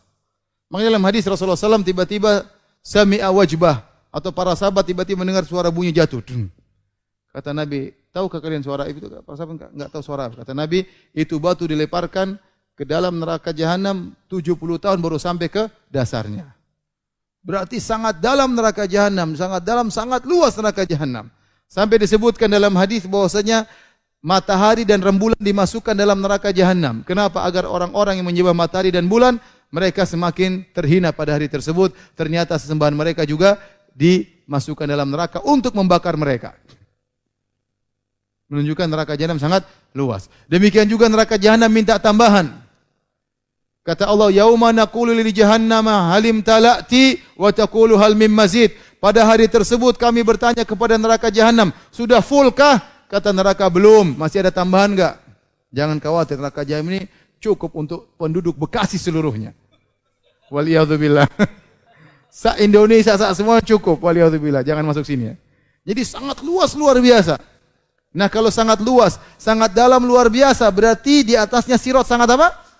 Sangat panjang. Kemudian di samping sirat, kata Nabi SAW, ada qatatif, ada kalalib, ada besi-besi tajam, siap mencabik-cabik orang yang lewat. Siap tergantung-gantung, mencabik orang yang lewat. Nah, orang-orang dalam kegelapan disuruh lewat sirat. Di bawahnya neraka jahanam. Kenapa tidak terang? Karena api neraka hitam saking panasnya. Sehingga ini sirat gelap. Orang suruh lewat. Kata para ulama, orang yang kafir jelas, seperti Nasara, Yahudi, Buddha, Hindu, ateis, langsung masuk neraka, enggak usah lewat sirat. Ada jalur khusus. Langsung masuk apa neraka? Sirat cuma dua, orang yang KTP-nya Islam. Orang munafik atau orang Islam. Yang KTP-nya Islam seluruh lewat sirat. Makanya Allah mengatakan dalam Al-Quran tentang munafik. Ya. Ya, dalam di surat Al-Hadid. Mu'minu wal mu'minat yauma yaqul munafiquna wal munafiqatu amanzuruna naktabis min nurikum qila irji'u wara'akum faltamisu nura fadriba bainahum bisurin lahu bab batinuhu fihi rahmah wa zahiruhu min qibalihil adab. Jadi Allah sebutkan Jadi pertama orang munafik jalan bersama orang-orang Islam. Barang-barang sama-sama KTP-nya Islam nih. Mau lewat apa? Sirat. Kemudian tiba-tiba terpisah orang munafik dengan apa? Orang Islam. Tadi sudah dipisah-pisahkan. Kemudian semuanya dikasih nur, cahaya. Karena untuk lewat sirat butuh cahaya. Gelap. Enggak kelihatan, apalagi sirat ini ahaddu minas saif, lebih tajam daripada pedang. Ada minas sya'ar, lebih tipis daripada rambut. Salah pencet masuk ke bawah. Salah injak masuk ke bawah. Tajam, kaki terbelah, tangan terbelah, jatuh mudah. Namun butuh lampu, butuh cahaya untuk lewat. Maka orang-orang munafik dikasih cahaya. Begitu dikasih cahaya, mereka begitu gembira. Orang-orang beriman dikasih cahaya, orang munafik senang oleh sirat. Tiba-tiba cahaya mereka dipadamkan oleh Allah Subhanahu wa taala. Kenapa Allah permainkan mereka? Kenapa mereka di dunia mereka orang beriman? Yukhadi'una Allah walladzina amanu wa ma yakhda'una illa anfusahum wa ma yash'urun. Kata Allah Subhanahu wa taala, mereka menipu Allah dan mereka menipu orang beriman. Sungguhnya mereka menipu diri mereka sendiri. Pada hari kiamat kelak mereka akan dihindarkan oleh dikasih lampu, dikasih cahaya, tiba-tiba cahayanya redup.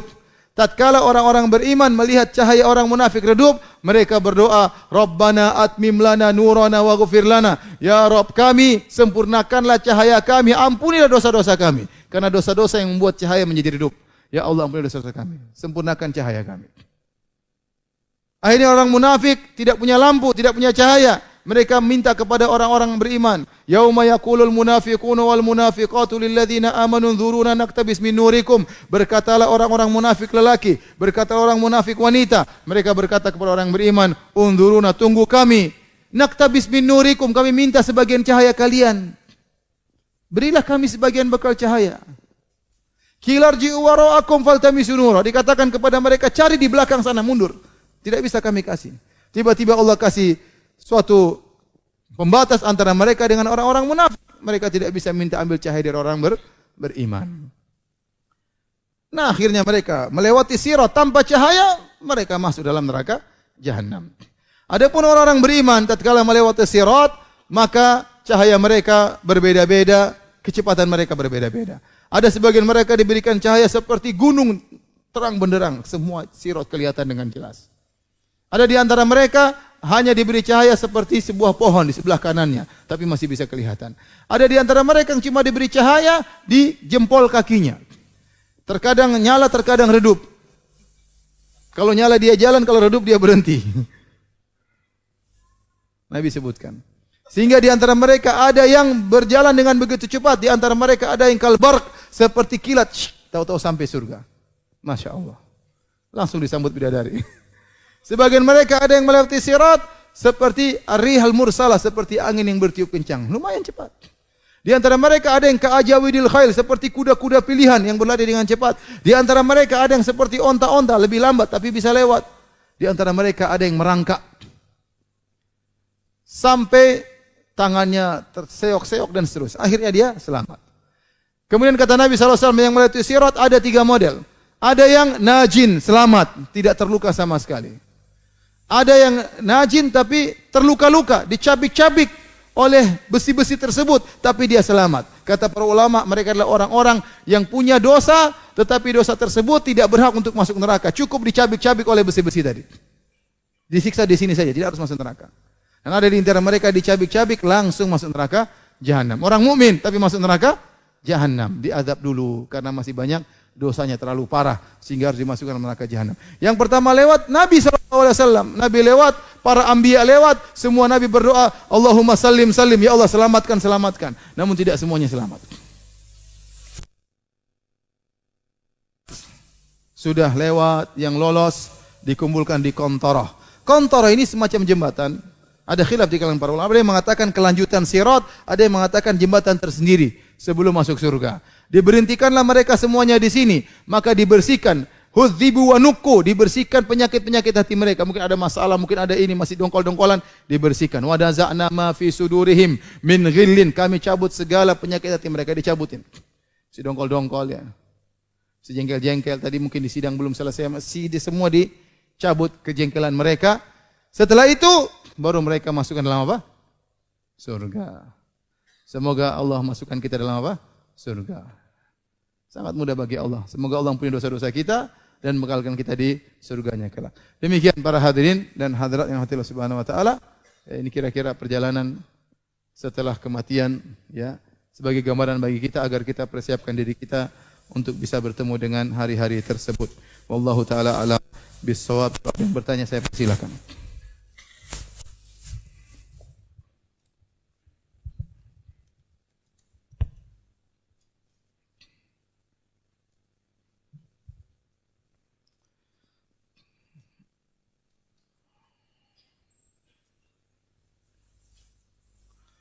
Ustaz, saya mau bertanya, seorang wanita ziarah ke makam suaminya kadang sebulan sekali, kadang 2 bulan, apakah termasuk dalam larangan Rasulullah perempuan tidak boleh sering berziarah? Ini masalah khilafiyah. Apakah wanita tidak boleh berziarah secara mutlak ataukah boleh tapi jangan keseringan? Ada khilaf di kalangan para ulama, ya. Sebagian ulama merajihkan wanita tidak boleh berziarah sama sekali, ya, karena kelemahan hati seorang wanita. Kalau sudah ziarah, dia bisa jadi protes terhadap takdir Allah, terlalu bersedih berlebih-lebihan, dan kalau sudah bersedih berlebih-lebihan akhirnya banyak kegiatannya tidak bisa dikerjakan dengan baik, atau terkadang ada bentuk protes kepada takdir Allah Subhanahu wa taala. Wanita tidak seperti lelaki. Oleh karenanya sebagian ulama mengatakan tidak perlu berziarah sama sekali. Dan sebagian ulama mengatakan boleh tapi sesekali. Allah alam bisawab.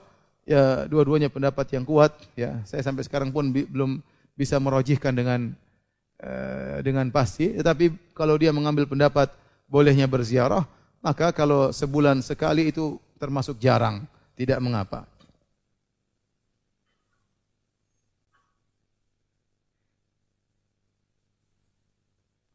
Kita sangat ingin menyelesaikan semua urusan kita dengan orang lain agar terhindar dari kisos di akhirat. Tapi mungkin kita lupa kezaliman apa saja yang telah kita lakukan sama orang. Apakah dengan minta maaf secara umum kepada seorang akan menghapuskan semua kezaliman kita kepada orang tersebut? Atau ada kata-kata yang khusus dari dalil sehingga kita terhindar dari kisos? Itulah, makanya kalau kita melakukan maksiat, kita harus ingat, jangan sampai kita lupa. Ya. Tapi kalau kita ragu sama seorang, kayaknya kita pernah zalimi dia, tapi apa? Kita datang kepada dia. Ya ukhti, saya kayaknya mungkin pernah salah, saya lupa saya salah sama apa. Apakah engkau ingat? Ya. Kalau dia bilang saya tidak ingat, tolong maafkan saya kalau saya punya salah. Tidak apa-apa. Ya, kalau kita memang ada seorang kita ragu kita pernah punya salah mungkin sama dia, kita datang kepada dia secara khusus dan kita minta maaf juga secara khusus.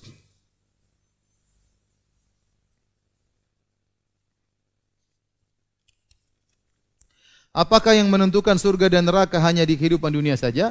Semua di akhirat namanya darul jaza. Semuanya adalah pembalasan. Yang semua pembalasan tersebut dibangun dengan atas apa yang kita lakukan selama di dunia. Di dunia darul amal. Sekarang beramal, silakan beramal. Tidak ada jaza. Godan jaza bila amal. Di akhirat kelak yang ada cuma balasan, tidak ada amal lagi. Makanya mumpung kita masih hidup, jangan sampai kita menyesal pada hari kiamat kelak, maka kita berusaha kita untuk beramal sebanyak-banyaknya. Di fase manakah Allah mengampuni kita? Allah mengampuni kalau orang punya dosa ternyata lebih banyak daripada pahalanya, terserah Allah. Apakah Allah langsung masukkan neraka ataukah Allah ampuni dosa-dosanya, terserah Allah. Ya. Innallaha la yaghfiru ayyusyraka bih wa yaghfiru ma duna dzalika liman yasha. Allah tidak mengampuni dosa syirik, tapi Allah mengampuni dosa selain syirik bagi yang Allah kehendaki. Kalau bisa jadi seorang secara perhitungan dosanya lebih banyak daripada pahala, tapi Allah ampuni, selesai urusan. Itu terserah Allah Subhanahu wa taala. Terus kalau dia pun masuk neraka, nanti dapat syafaat, itu urusan belakangan. Syafaat apakah dari Nabi sallallahu alaihi wasallam ataukah dari orang-orang saleh yang lainnya, ataukah syafaat dari Allah langsung, syafaat dari malaikat, itu urusan belakangan.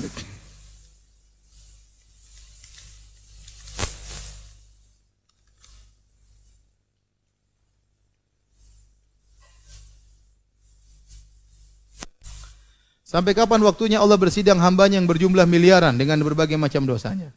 Allah mengatakan wa huwa sari'ul hisab. Allah hisabnya sangat cepat.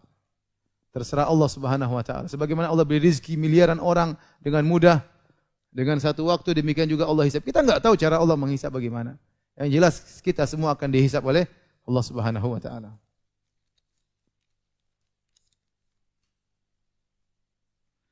saya pernah berzina, apakah akan diazab? Kalau kita bertobat kepada Allah ya, dengan tobat yang nasuh, tobat yang sungguhnya, kata Nabi SAW, at-taibu minadz-dzam kaman la dzamba lahu.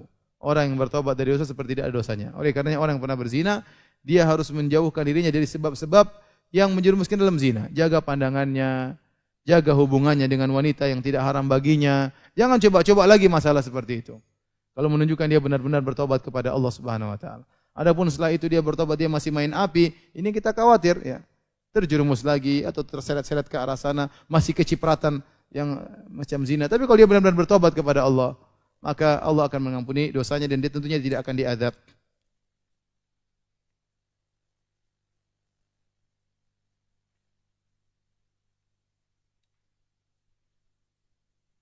Bagaimana kalau kita tidak bisa bahasa Arab, sedangkan bahasa yang digunakan di akhirat adalah bahasa Arab? Kayak ya. Udah ente pokoknya di akhirat ente soleh ente bisa jawab ya.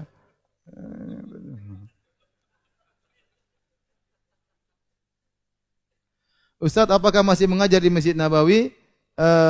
Seharusnya tidak lagi ya, karena kemarin saya ketemu dengan DKM Masjid Nabawi, mereka mengatakan sedang mengurus adik-adik kelas supaya bisa jadi regenerasi. Ya, supaya bisa berjalan pengajian terus. Ya mudah-mudahan ada adik-adik kelas yang bisa melanjutkan biar Masjid Nabawi tidak kosong dari pengajian berbahasa Indonesia.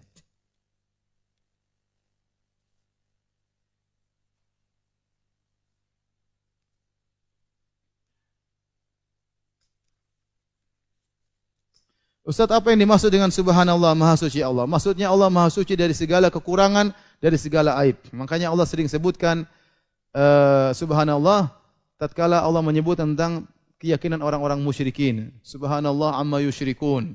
Ya, maksudnya Allah dari kesyirikan mereka. Bagaimana mereka menyembah berhala sementara Allah begitu maha sempurna dan berhala begitu banyak kekurangannya. Allah maha suci dari perkataan orang-orang Nasrani yang mengatakan Allah punya anak. Jadi maha suci Allah maksudnya Allah maha suci dari segala kekurangan dan aib. Adapun orang yang menempelkan aib pada Allah banyak, yang mengatakan Allah capek, mengatakan Allah punya anak, ya, yang menyembah kepada selain Allah, ya, minta rezeki kepada selain Allah.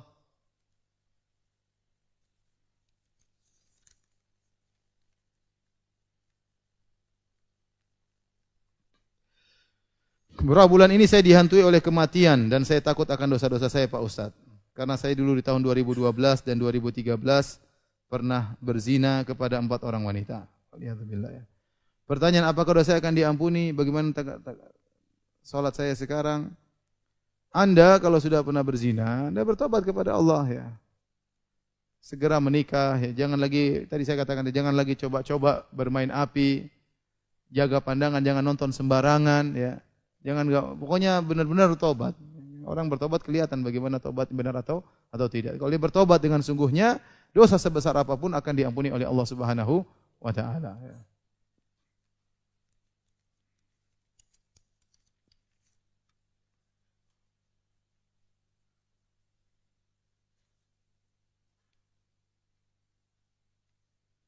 Ustaz, di tempat saya ada yang meninggal ketika umrah dan beredar hadis barang siapa meninggal di Madinah maka tidak akan didatangi 2 malaikat. Ini hadis palsu ya.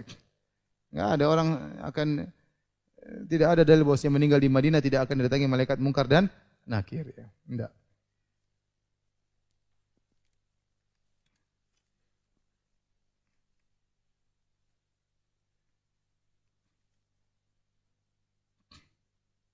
Jika pernah mendolimi mantan, apakah harus mengontak dia kembali?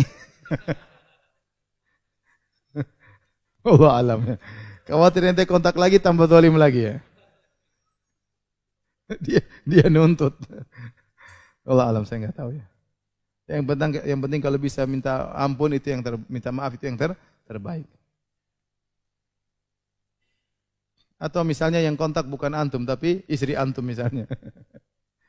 Tambah parah nanti. Saya nggak tahu Allah alam.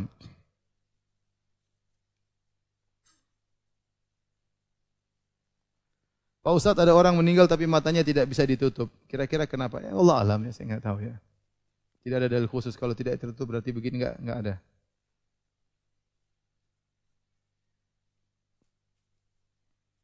Baik, demikian saja kajian kita, kurang lebihnya saya mohon maaf. Kita tunggu